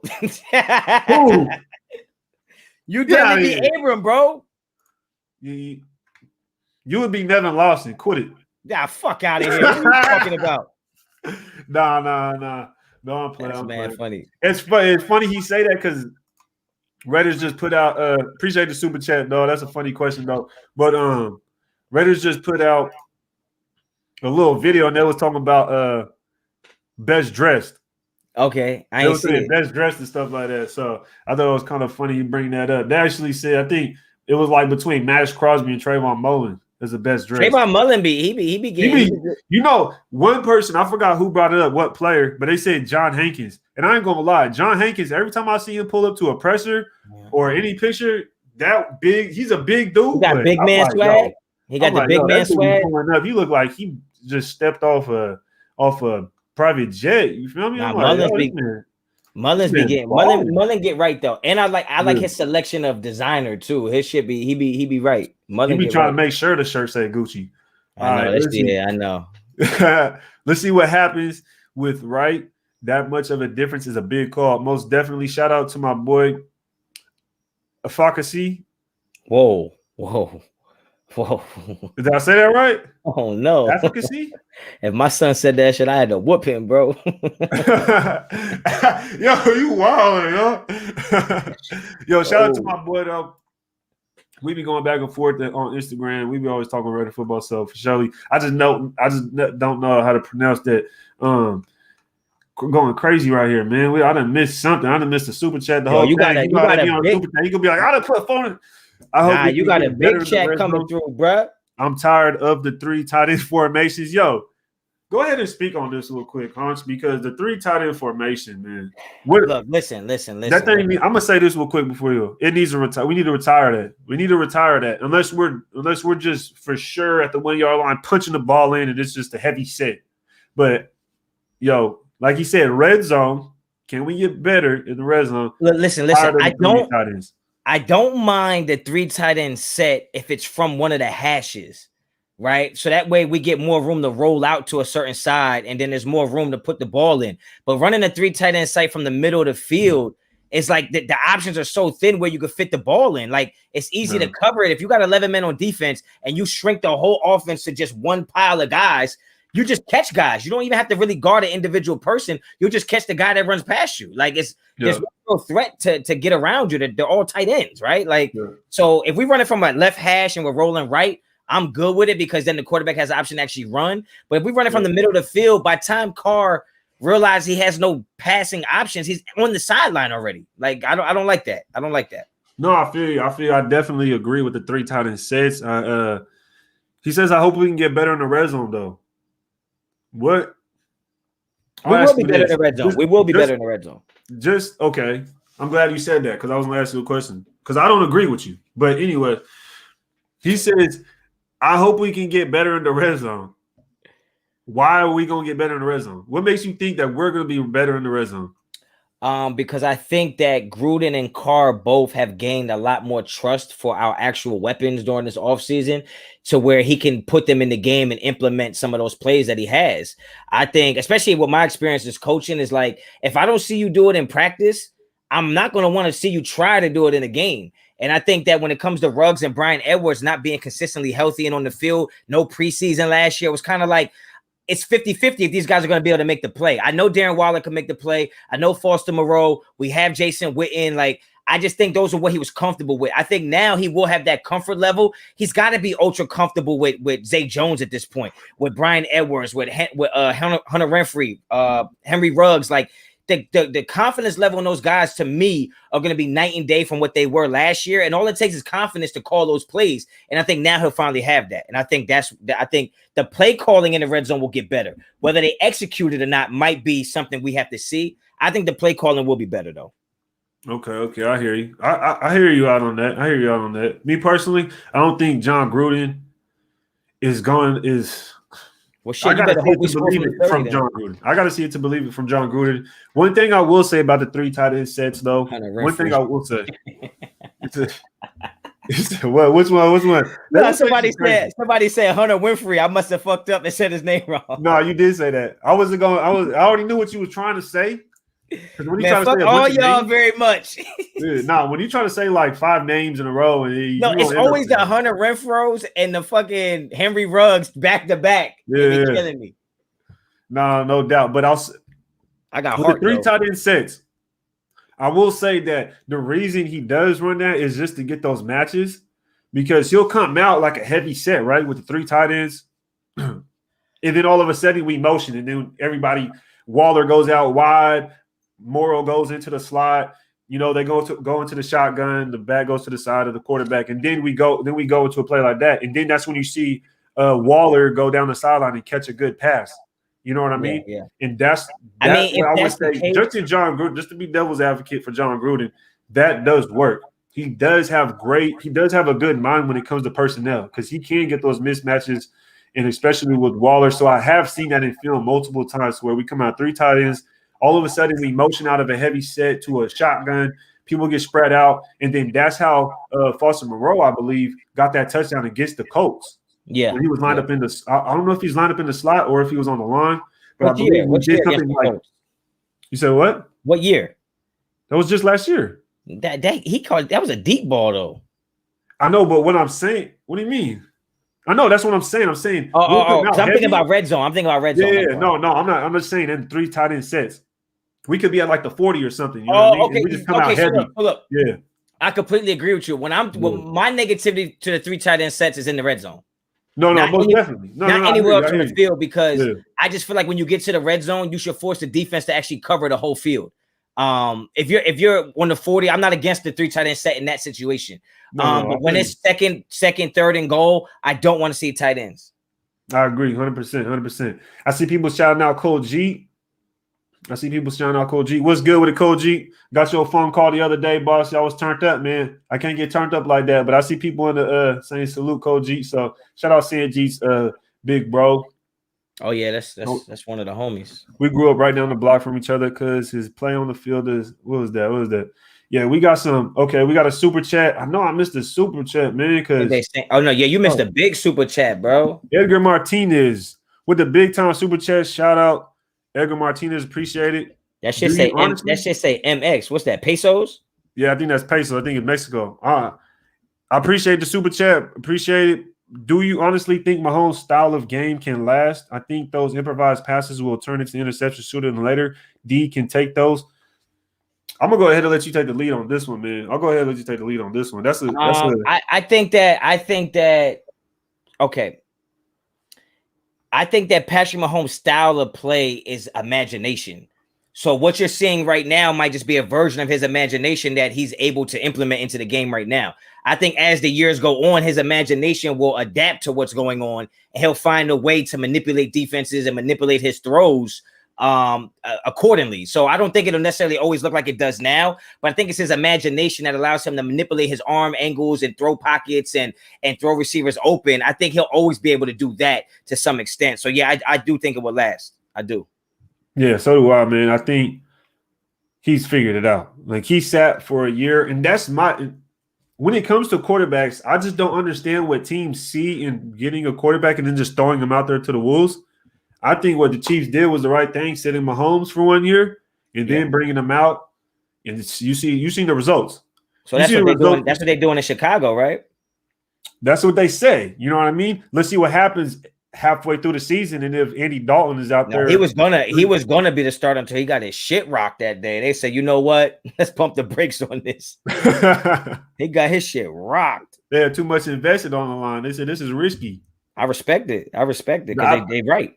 Yeah, but I mean, that's what I'm saying. I don't think rookie quarterbacks should start the first year. That's my opinion. I just don't think they should. I don't care what the situation is really. Maybe like a situation where in Frisco or Washington, maybe, to where they already have weapons and some things set up. Yeah. But, yeah, I think rookie quarterbacks should sit like Jacksonville with Trevor Lawrence. Woof.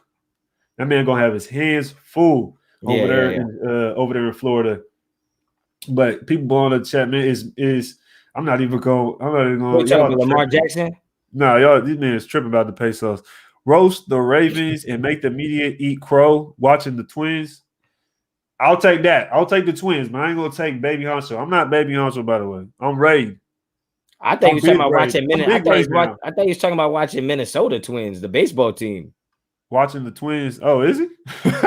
He ain't talking about us.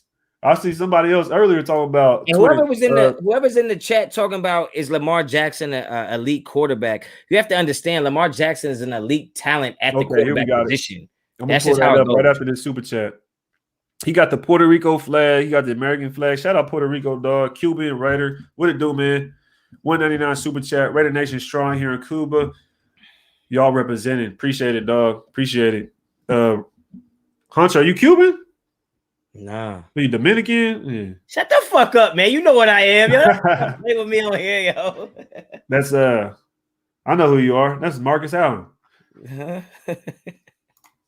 See, no, you the Twins. I told you. I keep telling you, bro. I keep telling you. Talk about the Yin Yang Twins. They ain't talking about us. Come on, I'm telling you, yo. They tripping. Y'all be playing on here, what bro. Happened to that Ravens elite question? Because I did want to get to that. That's a good question. Because today I was watching a few videos.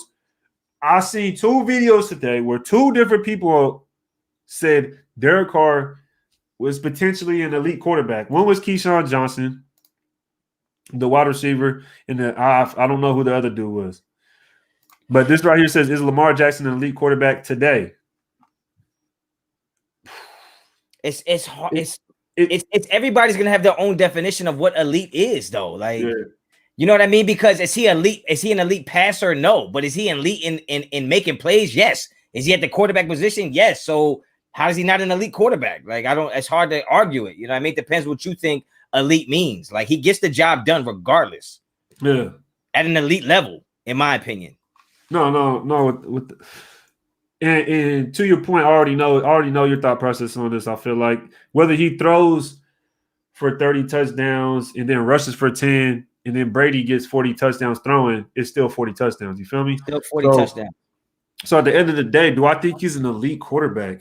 I think an elite quarterback has to have the ability to give their team a chance to win every single game, and I think Lamar Jackson does that. I'll say it's tough for me with Lamar Jackson, but I'm gonna say no. I'm gonna say he's not an elite quarterback. I'm gonna say no. Because I believe the Bills held their offense to 3 points. Yeah, but come on, man. We seen the Bucks hold those motherfuckers in Kansas City to like 9 points. They still got an elite quarterback.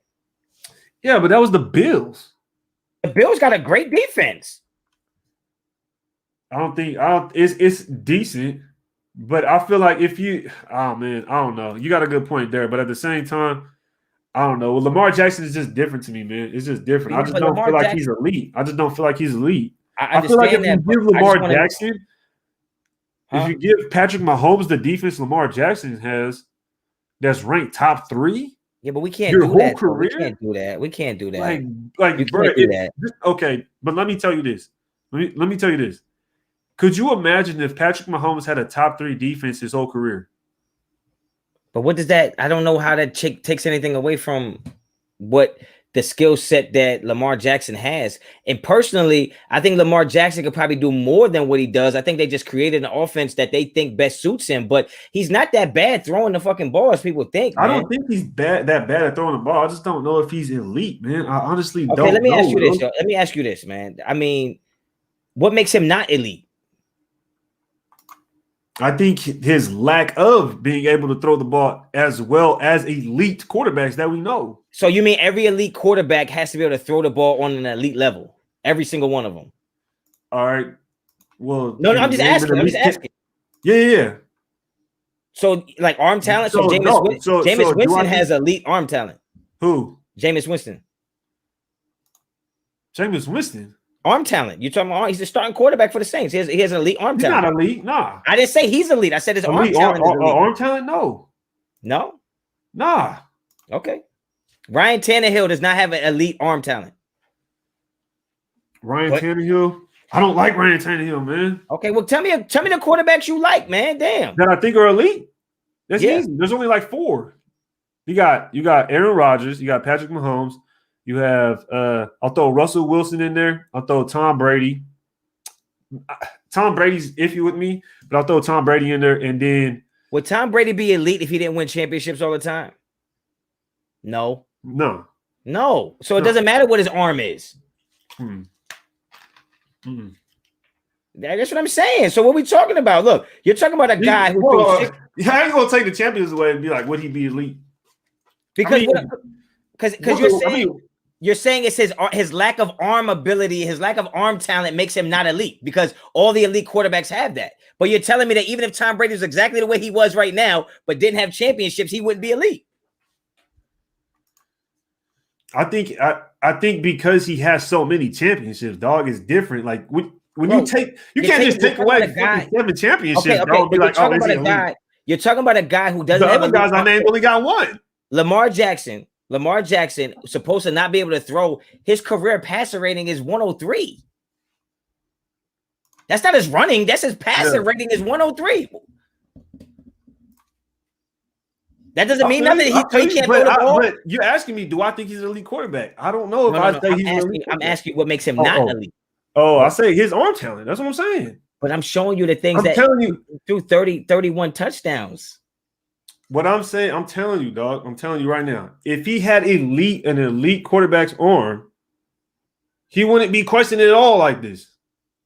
No, I think it's because he runs so fucking. No. It's because of the way he runs, he's being questioned. Would you agree? Because he runs well. Would you agree that he runs better than he throws? For sure. Okay, so what I'm saying to you is, 2 years ago he threw for 36 touchdowns, right? 66% completion percentage. 36 touchdowns, only 9 interceptions. Same shit Derek Carr did last year with like 8 more touchdowns, right? So you mean to tell me that if he didn't run that well, he wouldn't have more? He couldn't throw for more? He couldn't.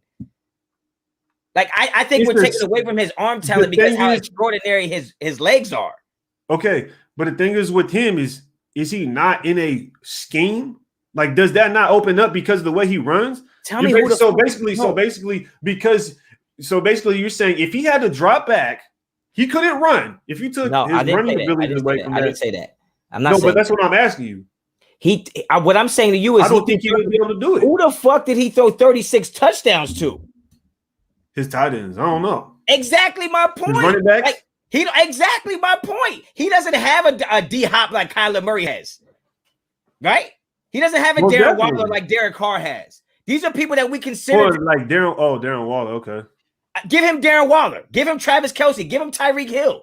Like, you don't think he's putting up better numbers? I mean, I think they would, honestly, man, I can't even say they would be better. I'm sorry. I can't say that. Fuck. I can't say that. But we think Derek Carr's numbers would be better if he had a true number 1.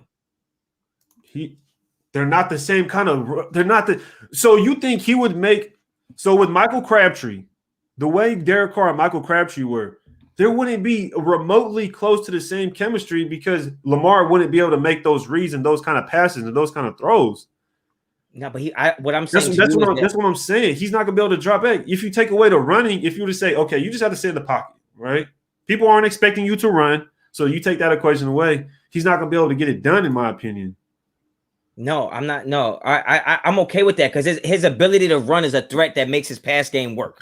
Understandable. I don't disagree with that. What I'm saying is for a guy to throw 36 touchdowns, only 9 picks with a 114 passer rating, 66 completion percentage, and us be arguing the fact that he can't throw, this doesn't make any sense to me. That's the thing. I never said he couldn't throw. I said elite. Does he have an elite quarterback arm? That's all I said. And I said, no, he doesn't. But I don't disagree with. Before I said that, I said, do I think he can throw? Yes. But does he have elite arm But I'm not disagreeing. No. I'm okay with you saying he doesn't have elite arm talent. But what I'm saying, his arm is good enough that if you mix it with his leg talent, that's an elite quarterback.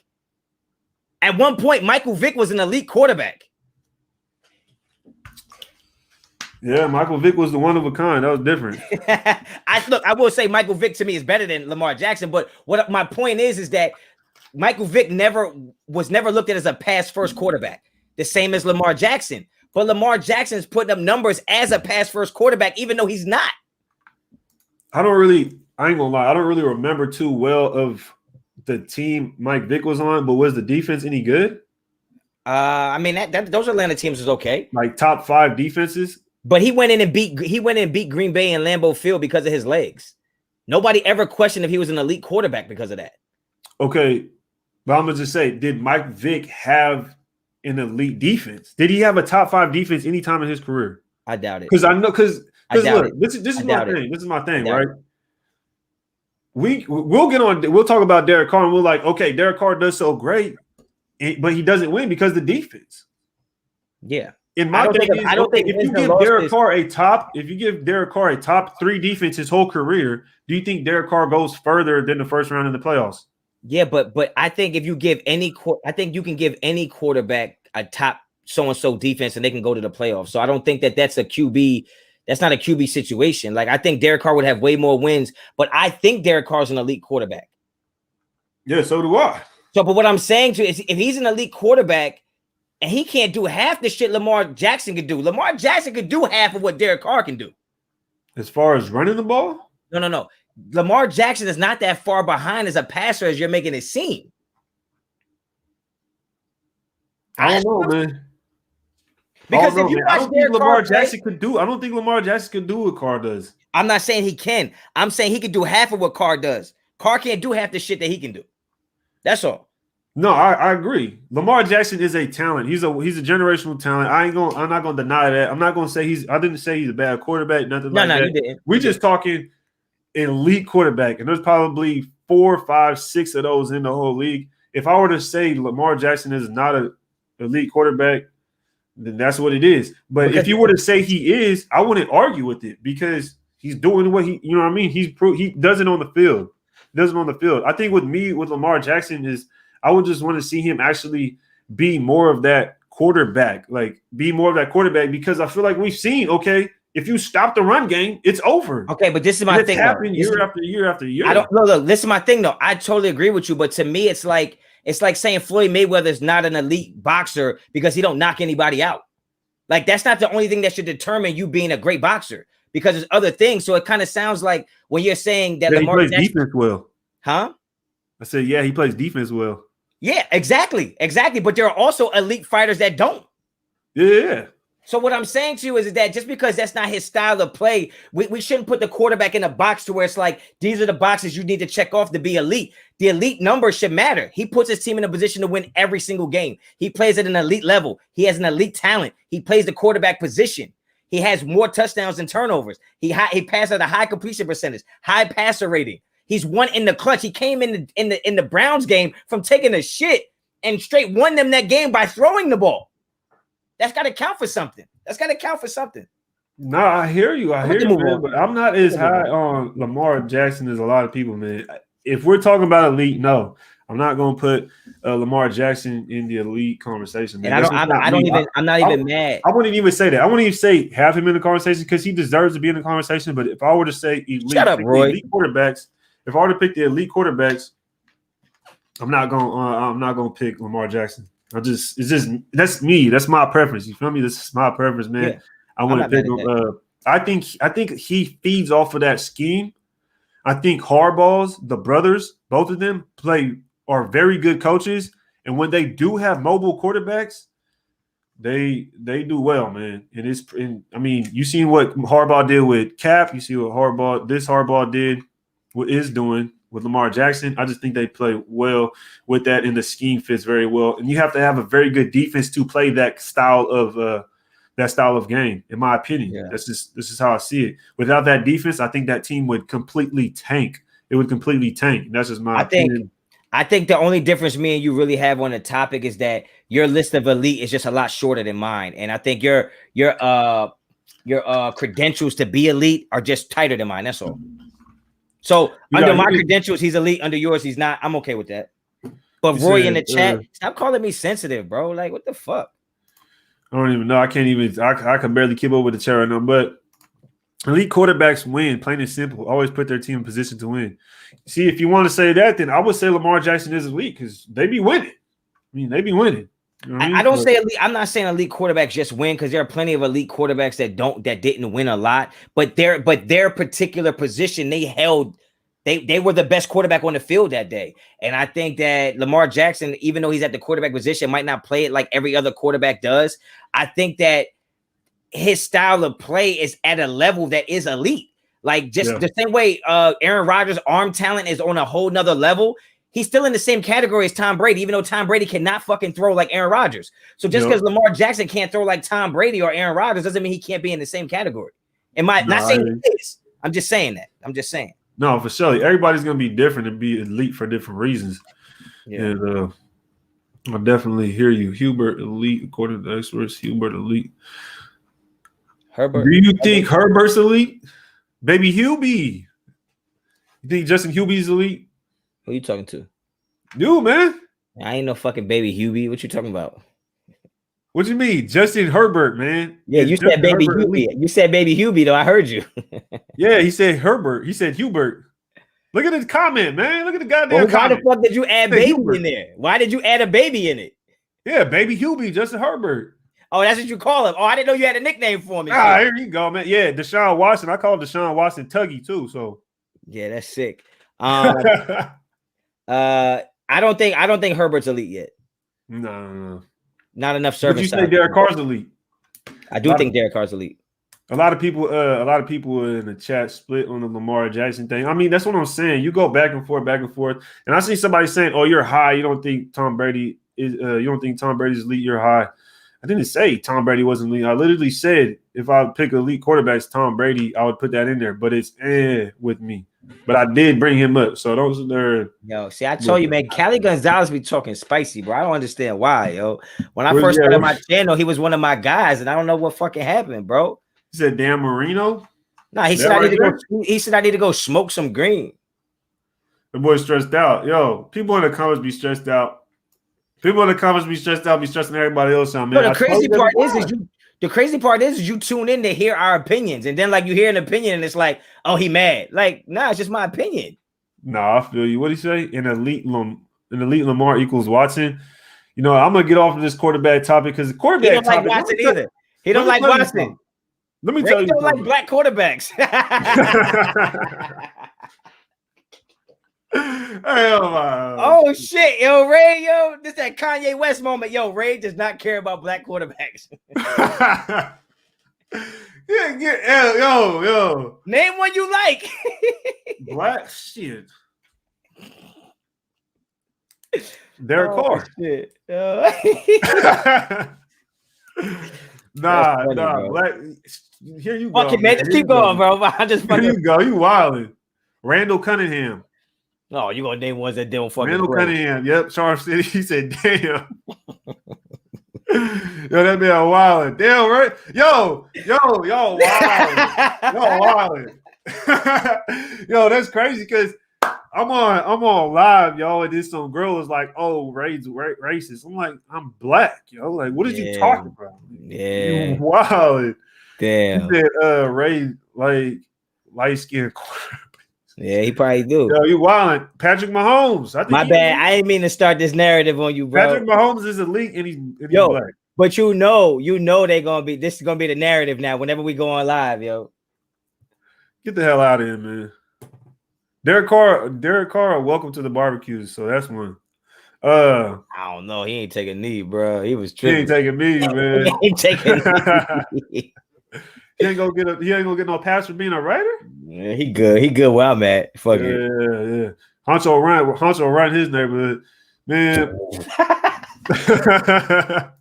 I earned this shit around here, bro. He said Honcho Ray can't super anymore. Past my limit. Who would you rather have, Carr or Jackson at quarterback? Yo, shout out First and foremost, Kenner, Jack Kenner do be spending a lot of bread on these channels, man. We appreciate that for real. Yo, shout out Jack Kenner, man. For surely, man. What you got though? What you mean? Read the question. Motherfucker, you supposed to read the questions. Your show? Shit. This man said, oh, what'd he say? I just read the question. He's like, what'd you say? My streams are acting up. All right. Check it out. What'd he say?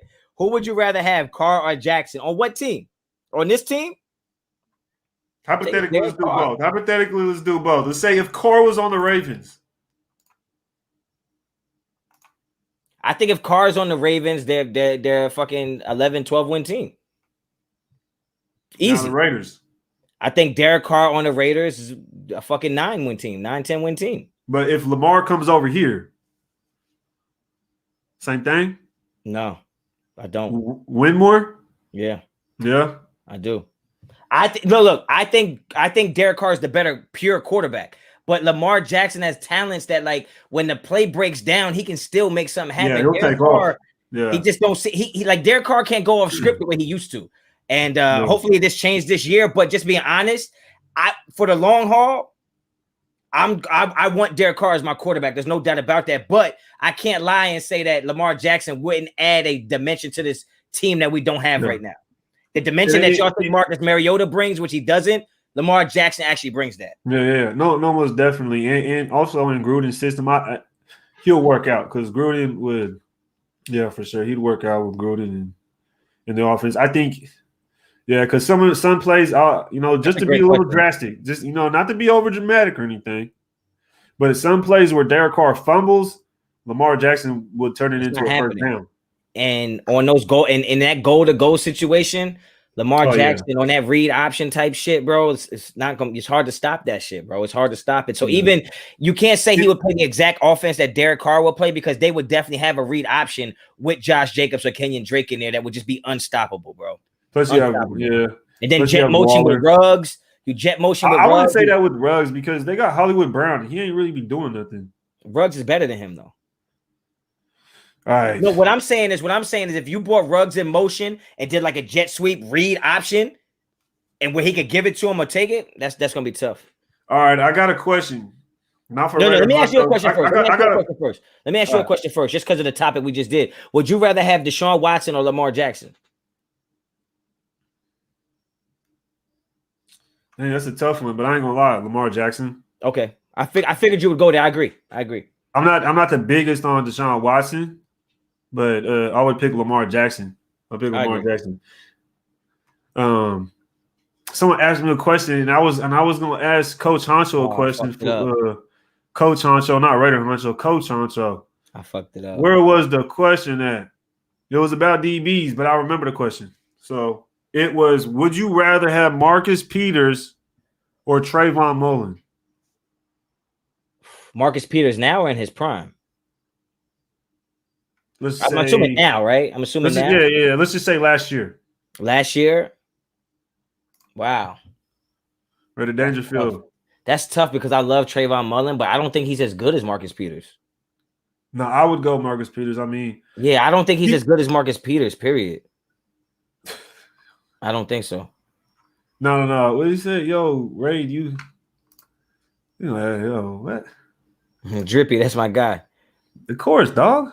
For Marcus Peters, because Peter's a savvy vet, though. He'll jump around. He don't care. He'll put the body on you. There's no explanation needed, or not one day of the week is Yeah. Mullen better than Marcus Peters. Not right now. I mean, yeah. This man said in his prime right now. Yeah, not even right now. He's trying to figure it out. He's trying to figure the way out. I was trying to help Mullen out. The boy said babyface Mullins. Yeah, for sure. Some people saying Trayvon, some people saying Mullen. That's how I know y'all diehard Raider fans, huh? Because y'all being biased. Yeah, come on. Y'all being biased. If Marcus Peters was on this team right now, like the way it looks, Trayvon Mullen might not even be the number 2 corner because for some reason they love Casey Hayward. That would be a deep cornerback room. I ain't gonna lie though. I've always said that Trayvon Mullen should be a number 2 corner, but I think this year he's gonna take the step because he plays really good in press, and I think he tackles well, but he got to get his hands in the right place. This man said, we so yellow, we shining like the sun. He said, let me turn down my brightness on my TV. Oh, that's y'all. LOL, no, I appreciate you, brothers. Y'all gonna have to stop. Meanwhile, you watching us on a 32-inch TV. He on his cell phone. Nah, man. Marvin Lewis, what's up, man? Marvin. Appreciate the super chat, Marvin. Yo, if y'all gonna clown us up here, expect to get that heat back. Hey, don't come with this. Don't come with no clowning shit on game day because we're gonna be revved up. It's gonna be. Yo, we doing a pregame live show. I'm telling y'all, it's gonna be crazy. If y'all not there for the pregame live, nah, y'all better be there for the pregame live, man. We're gonna be doing all kind of crazy shit. I might be giving shit away. It's gonna be fire, yo. It's gonna be fire. And Marvin Lewis, I need to see you there too. Marvin Lewis, I need to see you at the pregame show live, talking that mess, man. So Marvin, I be seeing Marvin on my channel too. So that's what's up, man. Appreciate you, bro. Yeah, for sure. Do the masseuse come? Oh, yo, you gotta proofread these. Wow. That's why you need some mods in here, bro. The mods need to take care of these shits. Nah, you tripping. Mullen and X Howard. That ain't even a question. That ain't even a discussion. Roy, appreciate the super chat, dog. He said, just busting you guys chops, no hard feelings. I appreciate you guys for real. Yo, you already know what it is, man. You be up here, we just get hyped. I don't get mad. Yo, you gotta understand, Roy. It's just I'm from New Jersey, man. We just like this. Like, I don't be mad. The veins be popping in my neck. This is how I normally talk. I don't be mad. This is how he is. When he get the vein in the middle of his forehead, that's when you know he's mad. That's when you know he's mad. Ray, you don't gotta go out your way to exploit my flaws and shit. They say that boy.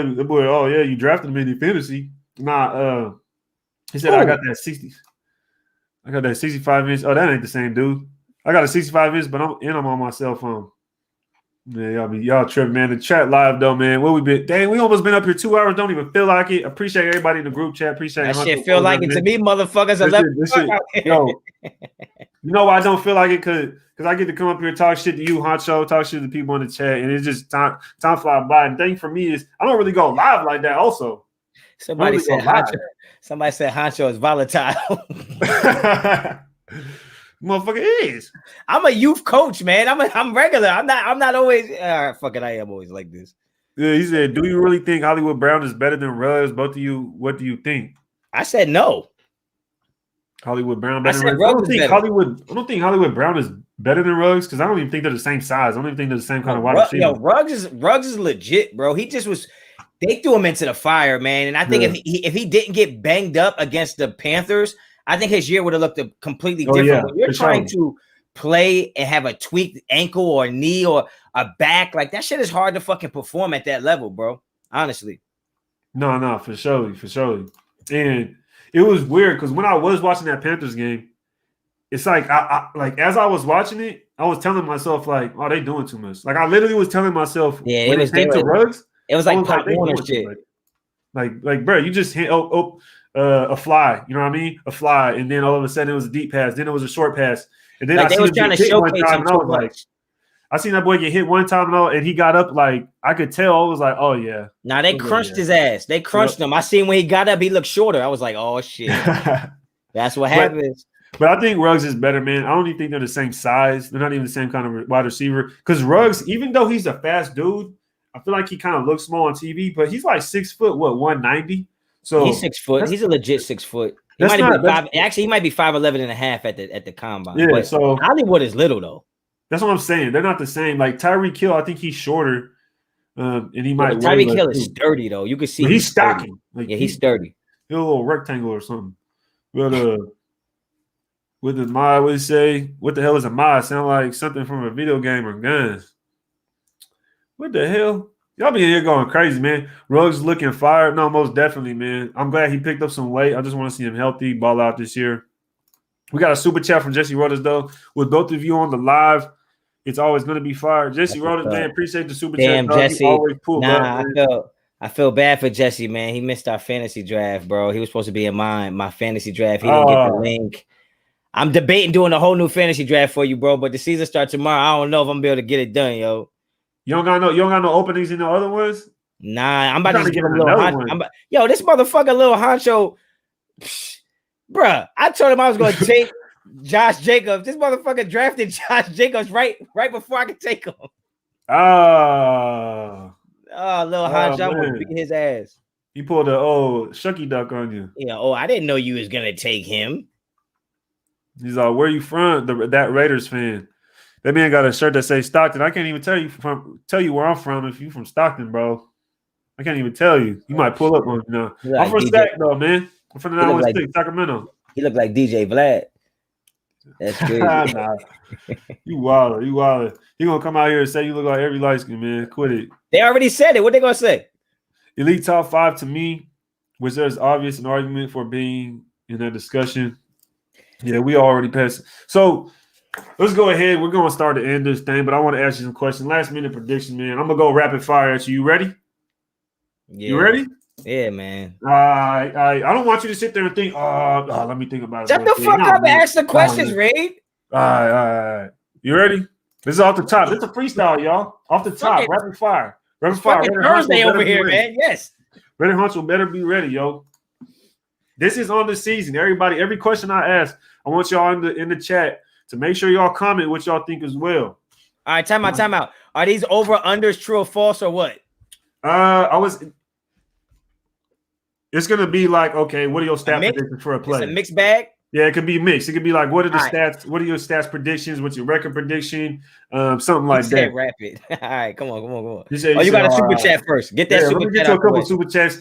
Man, I'm starting to do the rapid fire. They want to hit me with some super chats. What is good? Raider Ryder. I'm late, but y'all think we chip out Waller? We have to at some point. He's earned it. Yeah. That's what I'm saying. We have to at some point. At the same time, we're the ones that gave him that chance. He ain't ready. I'm ready. So, like, we gave him that chance, but we do have to pay him. Like, he's the best tight end in the league, arguably, 1A1B. So, if you're not gonna pay him, who the hell are you gonna pay? You done paid Nassib, you paid Trent Brown. Why the hell wouldn't you pay Darren Waller? You pay Nassib, Nick Wachowski. Well, Nick Wachowski done gave some of that money back, I think. Like, bro.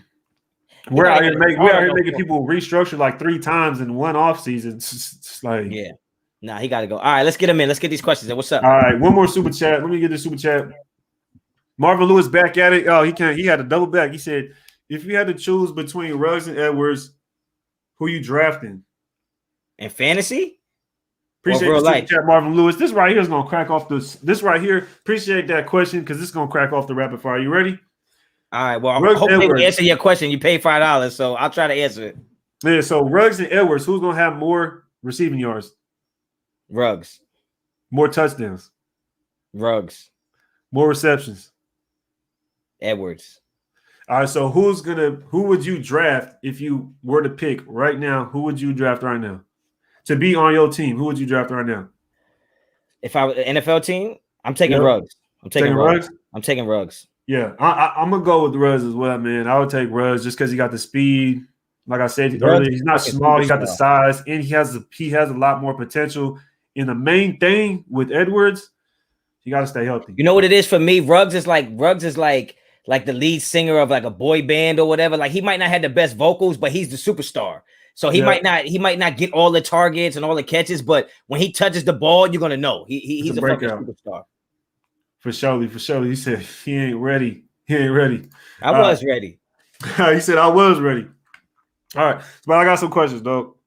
Who's going to be the leader rusher on the team? This is going to be some easier ones. Some going to be easier than not. Who's going to be the leader rusher How many yards? How many yards? And why is Jacobs the leading rusher? And how many yards he gonna get? And how many touchdowns? Josh Jacobs is the leading rusher on his team because he's the best damn running back on this team, and he's a top 7 running back in the NFL. I think Josh Jacobs this season, if he stays healthy and plays at least 16 games, not even 17, if he plays at least 16 games, he is going to run for 1,350 yards. 1,350 yards. Facts. Yo, he put it out there. 1,350. Let me write that down real quick so I can come back to it. No, I'm playing. Write that shit down. 1,350. 1,350 for Jacobs. What y'all think? Let me see y'all get that in the chat real quick before we jump on to the next one. Bro, just to let you know. Go ahead and put them yards. Go ahead and put them yards in there. How many touchdowns? Just to let you know, that's 84 yards a game. I think he does that, and I think some games he goes 100, some games he goes 70. I think he'll average 84 yards a game for sure. Touchdowns. He got to be healthy though. He got to be healthy. That's what I said. Our preference is by that. He got to be healthy. Yeah. I ain't worried about no health. I'm talking about your predictions for the season. 1,350. 1,350. 1,350. 11 touchdowns. We is 1,275. We got 11 touchdowns in. We got 1,350 and 11 touchdowns on Drake. I mean, on Jacobs. On Jacob. Yep. 1,350. Heard that. We heard you. 11 touchdowns. We heard that. 11 touchdowns. What's your predictions on Drake's stats? Receiving yards, rushing, and then total touchdowns. Just do total touchdowns. Okay. I think Drake is going to be I want to say 750 guy rushing. 750 rushing. I don't think he's gonna rush for that much. I think he's gonna be a 750 rushing. And I think that's a good amount. Yeah. I think he'll be 750 rushing. I think receiving, he's gonna do a lot of work. I would say he's gonna receive maybe, I would say 600. 600. He rushes more than he receiving yards. Yeah, only because I feel like we have so many weapons to throw to. Even though he might get his fair share of targets, I don't think it's gonna be downfield stuff. I think it's gonna be more like out of the backfield stuff where he might get 8, 9. I don't see him getting those big chunk plays that he got with over there in Arizona. But I think he goes 8 touchdowns. So I would say 1,300 yards total, 8 touchdowns. Okay. People agreeing with you for sure. You got Callie. He said I can see that for sure. He said facts. Callie. He said facts. Machine spinning facts, Honcho. So people agreeing. They see it. The fact that they agree make me feel like I'm wrong as shit. He said, okay. That yo, you might have messed up right there. You said, okay, that man was ready. I told you I was ready. He said that man was ready. Okay. I mean, those are decent numbers. Those are decent numbers right there. 1,350. If Drake pops out with 1,350, that'll be good. That'll be good right there. I think that's a good number. It's not too much. If you say it's 84 a game, then it sounds better that way. You feel me? I think when people think of it as a total number, and you got to take into consideration the extra game. So those are good numbers right there, man. Let's go ahead and go to. I did 84 yards a game if he only played 16. Yeah, for sure. You know what I mean? Yep. I think we good point. All right, next one is the man that runs the offense. You already know who it is. What are the stat predictions for the man that runs the offense, the captain of the offense? Derek Carr. What are we doing? Derek Carr throws 4,500 yards, 29 touchdowns, 6 interceptions. Say the yards one more time. 4,500. 4,500. He don't break 30 touchdowns? I don't know. I see the coach taking the ball out of his hand because we don't score on his long throws. I can see him getting long throws and then us punching it in with a Jacobs or Ingold or a Drake, right? So I don't see him breaking 30 touchdowns. Okay. I mean, guys, do you think we're gonna be playing from behind every game? That's the only time he throws touchdowns is if we're losing. No, I feel you. And that's where and that's why I really didn't say anything because it feels like when it comes to Derek Carr and that number 30, when it comes to the touchdowns, it's like there's some resistance there. Yeah. It's weird. Like you look at his stats and it's like there's some resistance there. It's like I think his best, the most touchdowns he's done was what? The last time he threw 30 touchdowns, we went 4-12. I think he threw 32 touchdowns and like 14 picks one year. maybe his second year in the league, and I think we only won 4 games. Yep. So even that great year he had in 2016, he threw 28 touchdowns. Yep, exactly. Super chat right here, $10 from Rossi Biddle. That's what's up. Merrick will win the Defensive Rookie of the Year. Watching in Melbourne, Australia. Appreciate you guys. Yo, shout out Australia, Melbourne, Australia. I'm not even sure where that's at. That's crazy. That's dope. I think it's in Australia. I think it's in Australia. It might be. You might be right. But I appreciate that. That's super dope, yo. That means a lot. You know what I mean? Earlier we got a super chat that I think was in pesos, yo. That's crazy, yo. So we got Australia out here. That shit was 37 cents Americano. Yo, there was someone that commented. He said, "Oh, that's 10." He said, "Oh, that's pesos." He said a 10-cent super chat. But and that's why I was like, I ain't finna share that. But I ain't shit, bro. but I got Honcho up here to say it, so appreciate that, Honcho. Appreciate that.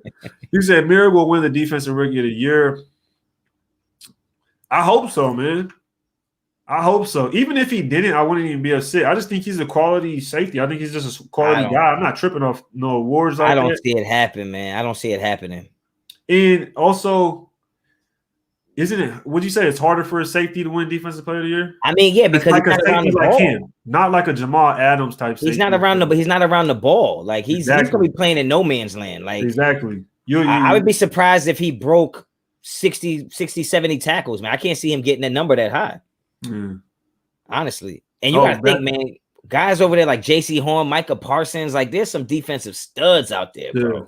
I think guys like Micah Parsons would you know what I mean? Just because I like Micah Parsons. So do I. But he's in the middle of the field. He's going to get a lot of action. He's around the ball. And exactly. Him or some type of defensive end that and just randomly comes up like a sacks go further than interceptions do. Like, you know what I mean? I think Michael Parsons is going to be in that position to get TFLs and sacks, and it's going to be a good look for him. No doubt. Back with a super chat, Bo. Shout out Cunningham. Appreciate it, dog. You say, how much will 25 plus pounds help on that? What's the actual impact? It's going to help a lot. Well, I mean, we got to keep in mind it's how much of that 25 is he going to maintain once the season starts? They don't work out as much as they did. They're moving around a lot. He might have gained 25 pounds since the offseason last year to this offseason, but he's probably lost a lot of that anyway. A lot of that was probably water weight. They running all the time. He's wearing long sleeves all the time in the heat out there. I wouldn't be surprised if he already shredded a little bit of that, but he probably gained strength from it. He might have lost the weight, but he'll continue to have the strength that he got from putting the size on, the weight on, and I think that's what's going to help him. And also, from what I believe, in his presser, he was talking about last year he was kind of a little underweight because he couldn't lift because he had the loaf of bread on his hand. Yeah, he had that shit tied on. So he couldn't lift. And you said he was doing resistance bands. So I think last year maybe he came in lighter than he naturally even was. Yeah. So, but for real quick, I just want to. Somebody said Parsons is not a stud. He has 0 football IQ. Watch Hard Knocks and Lamb educate him. Well, look, I don't disagree with you, but y'all got to understand something. Offense is about X's and O's. Defense is about the Jimmies and Joes. Okay, like if you got the 1-2 on defense, you're gonna make plays. Like it's not always about having the highest IQ when it comes to defense. You see ball, get ball, hit ball. That's really what it comes down to. And if you have the speed and size that he has, he can lack in the IQ area. He's gonna be around the football because that's his natural prowess to be around the football. So I don't disagree with what you're saying, but usually the IQ guys, it's not that many of them on defense. It's a few of them. The other guys are just superior athletes, man, and he's one of those. No doubt. I like Michael Parsons, so I'm not going. If you don't think he's a stud, I feel you. Rossi. I feel you. He's not a Raider, so at the end of the day, shit, I hope he's not. I hope you're right because I don't want him to do anything crazy when we play him. Mind you, this season Derek Carr will get the ball with better field position, so the field will be shorter. We didn't have a problem getting the ball down the field. So, but that's why what makes me think I agree with that. That's what makes me think he won't throw for that many touchdowns because with better field position, we're gonna run the ball, guys. Like we can't sit here on one side of our mouth say we're scared of the depth on the offensive line and then sit here and think Derek Carr is going to sit here and throw for 40, 50 touchdowns. Like, they're going to play it safe with this team. Like, they're going to get Leatherwood up to speed. They're going to continue Colt Miller. Andre James has to get up to speed. We got old people over here, incognito. This is not the season to sit back and let Carr throw the ball as much as he used to. I think he'll get a lot of yards because he'll have an extra game to do it. But as far as the touchdowns, they're gonna play it safe with this. They're gonna run the ball. They brought Drake in here to get more opportunities behind the line of scrimmage. Okay, like that's what's gonna happen. No doubt, no doubt. This is kind of a good point. Merrick wins Defensive Player of the Year. That our defense wasn't that great. It's a good point I think, because if your safety is getting a lot of action, especially like with tackles and stuff, that means whatever's going on in front of him. That could go two ways though. If he's defensive player because he has 6 picks because the pressure on the quarterback was way higher and he's throwing bad passes and we're able to intercept them, then it could be because our defense was really good and he just is the one that benefited from it. Yeah, for sure. I agree with that. I think it was kind of like the case of also on the other side, in the case of when you have a safety leading your team in tackles. Yeah. Then it's like, yo, that's not. I don't think he has to lead the team in tackles to be Defensive Player of the Year. Oh no, for sure. He would have to get, he'd have to make plays. He has to make plays on the ball. He has to just make plays on the ball. Yeah, for sure. All right. So we did the running back. We did Derek Carr. Let's go to the defense side of the ball. This is your specialty. You the coach. Defensive man, DB man. Yeah. Okay. Who's leading the team in interceptions? Wow. Who's leading the team in interceptions? I don't want to say it. I don't want to say it, but if he's the guy on the corner for the majority of the season, I think Casey Hayward.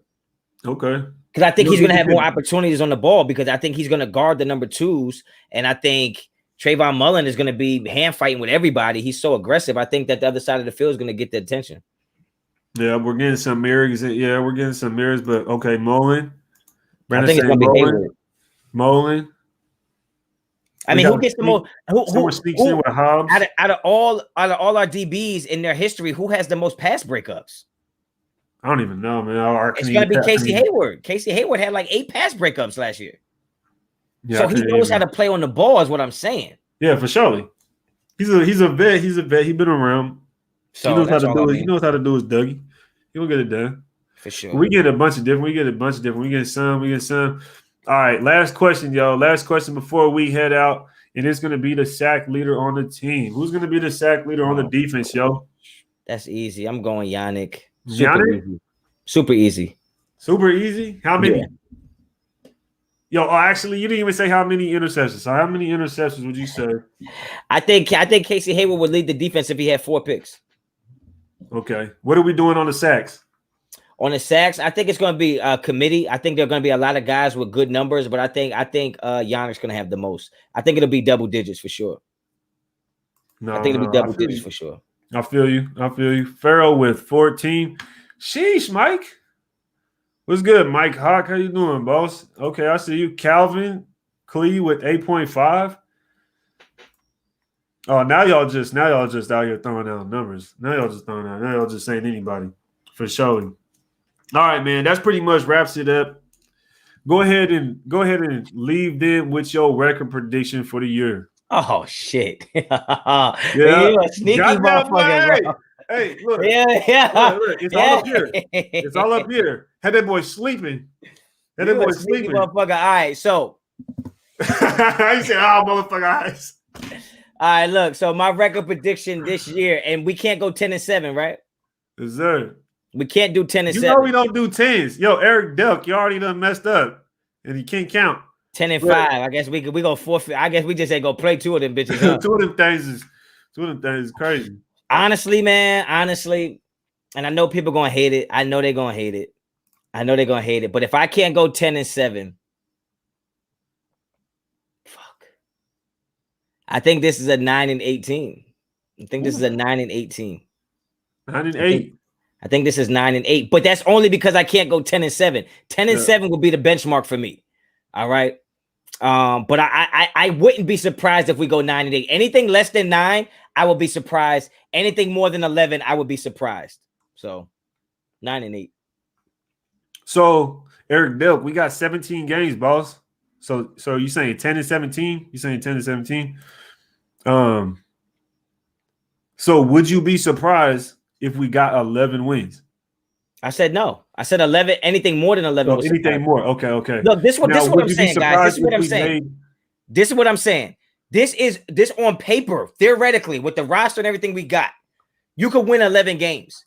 But did we fix all the issues we had last year? Did we fix the red zone issues? Did we fix able to finish games in the last minute of the game? Right? Can we close out games? Is this defense too young to know how to win, or did we bring in all the right pieces? If we did those things, we could win 11 games. But if we didn't fix those things, this is a 9-win team, man. And since we don't know we fixed those things, you can't be mad at me if I say 9 and 8, bro. No, I agree. I agree because I try to be one of the. I try to be one of the most honest. You know what I mean? I try to be honest about the team. I try to be transparent. I don't like being biased. I do not like that. You know what I mean? And when you say 9 and 8, I'm not mad at that because it shows progression. 2, it's good. This tough. It's just like, man, you almost have to like take a step back and be like, okay, next year, it's like without a doubt you have to, right? Because you make that 9 wins this year, then next year you have no excuse. Like, but I already think this team is being built for 22. No, I hear you. I'm already knowing. Personally, I agree. I say 9 and 8. I'm not gonna say 11 and 6, just because I can't be an 8-win team last year and miss the playoffs by 3 games, and all of a sudden, just because it's a new season and I just got my hair done, think that everything is all good now. We're gonna be an 11-win team. There are some major issues we have to fix, and until I see that we fix them, I can't just say they're fixed. I can't. No, I agree with you, and that's why I agree with you at 9 and 8, man. It's good. It's gonna be a tough year. We got a lot of competition this year. Are we winning Monday or what? Are we gonna win Monday against Lamar Jackson, against Harbaugh, against Baltimore, who had outscored their opponents? They on a winning streak and opening day. You really think we're gonna beat them? Should I do? Hell yeah, we're gonna win that game. We're winning against Baltimore. We're going 1-0. That's a fact. He said we're going 1-0. We're going 1-0. Hey, y'all heard it here first. We're going 1-0 on Monday. So when we go 1-0, before we go 1-0 on Monday, I said my prediction. Fuck that. No, you ain't slick. Raid said we would lose to the Ravens. He said it. Of course he gonna say that. Of course he gonna say that. You gonna believe a light skin to do this shit? You gonna believe a light skin, man? All right, but they can't believe you either, then. Exactly. You don't know who's telling the truth anymore. My prediction is 9 and 8, yo. My prediction 9 and 8. You are the fake Raider Honcho in the chat. That was stupid as hell. Nah, but we're gonna leave y'all with that, yo. Appreciate everybody that pulled up. Y'all could have been anywhere, but y'all decided to be here with us, me and Raider Honcho, man. I appreciate y'all really putting on for the show. I had a super chat. I'm tripping. Let me get that last super chat in. Jesse, Ray, when are you gonna start pay subscription to your channel so the nation can support the channel? Man, I've been thinking about it, but I'm gonna wait. I want to make sure everything's squared away. I ain't trying to have any type of stalling or anything. So I'm gonna wait probably till I get to a certain amount of subscribers, and I'll have that number in my mind one day.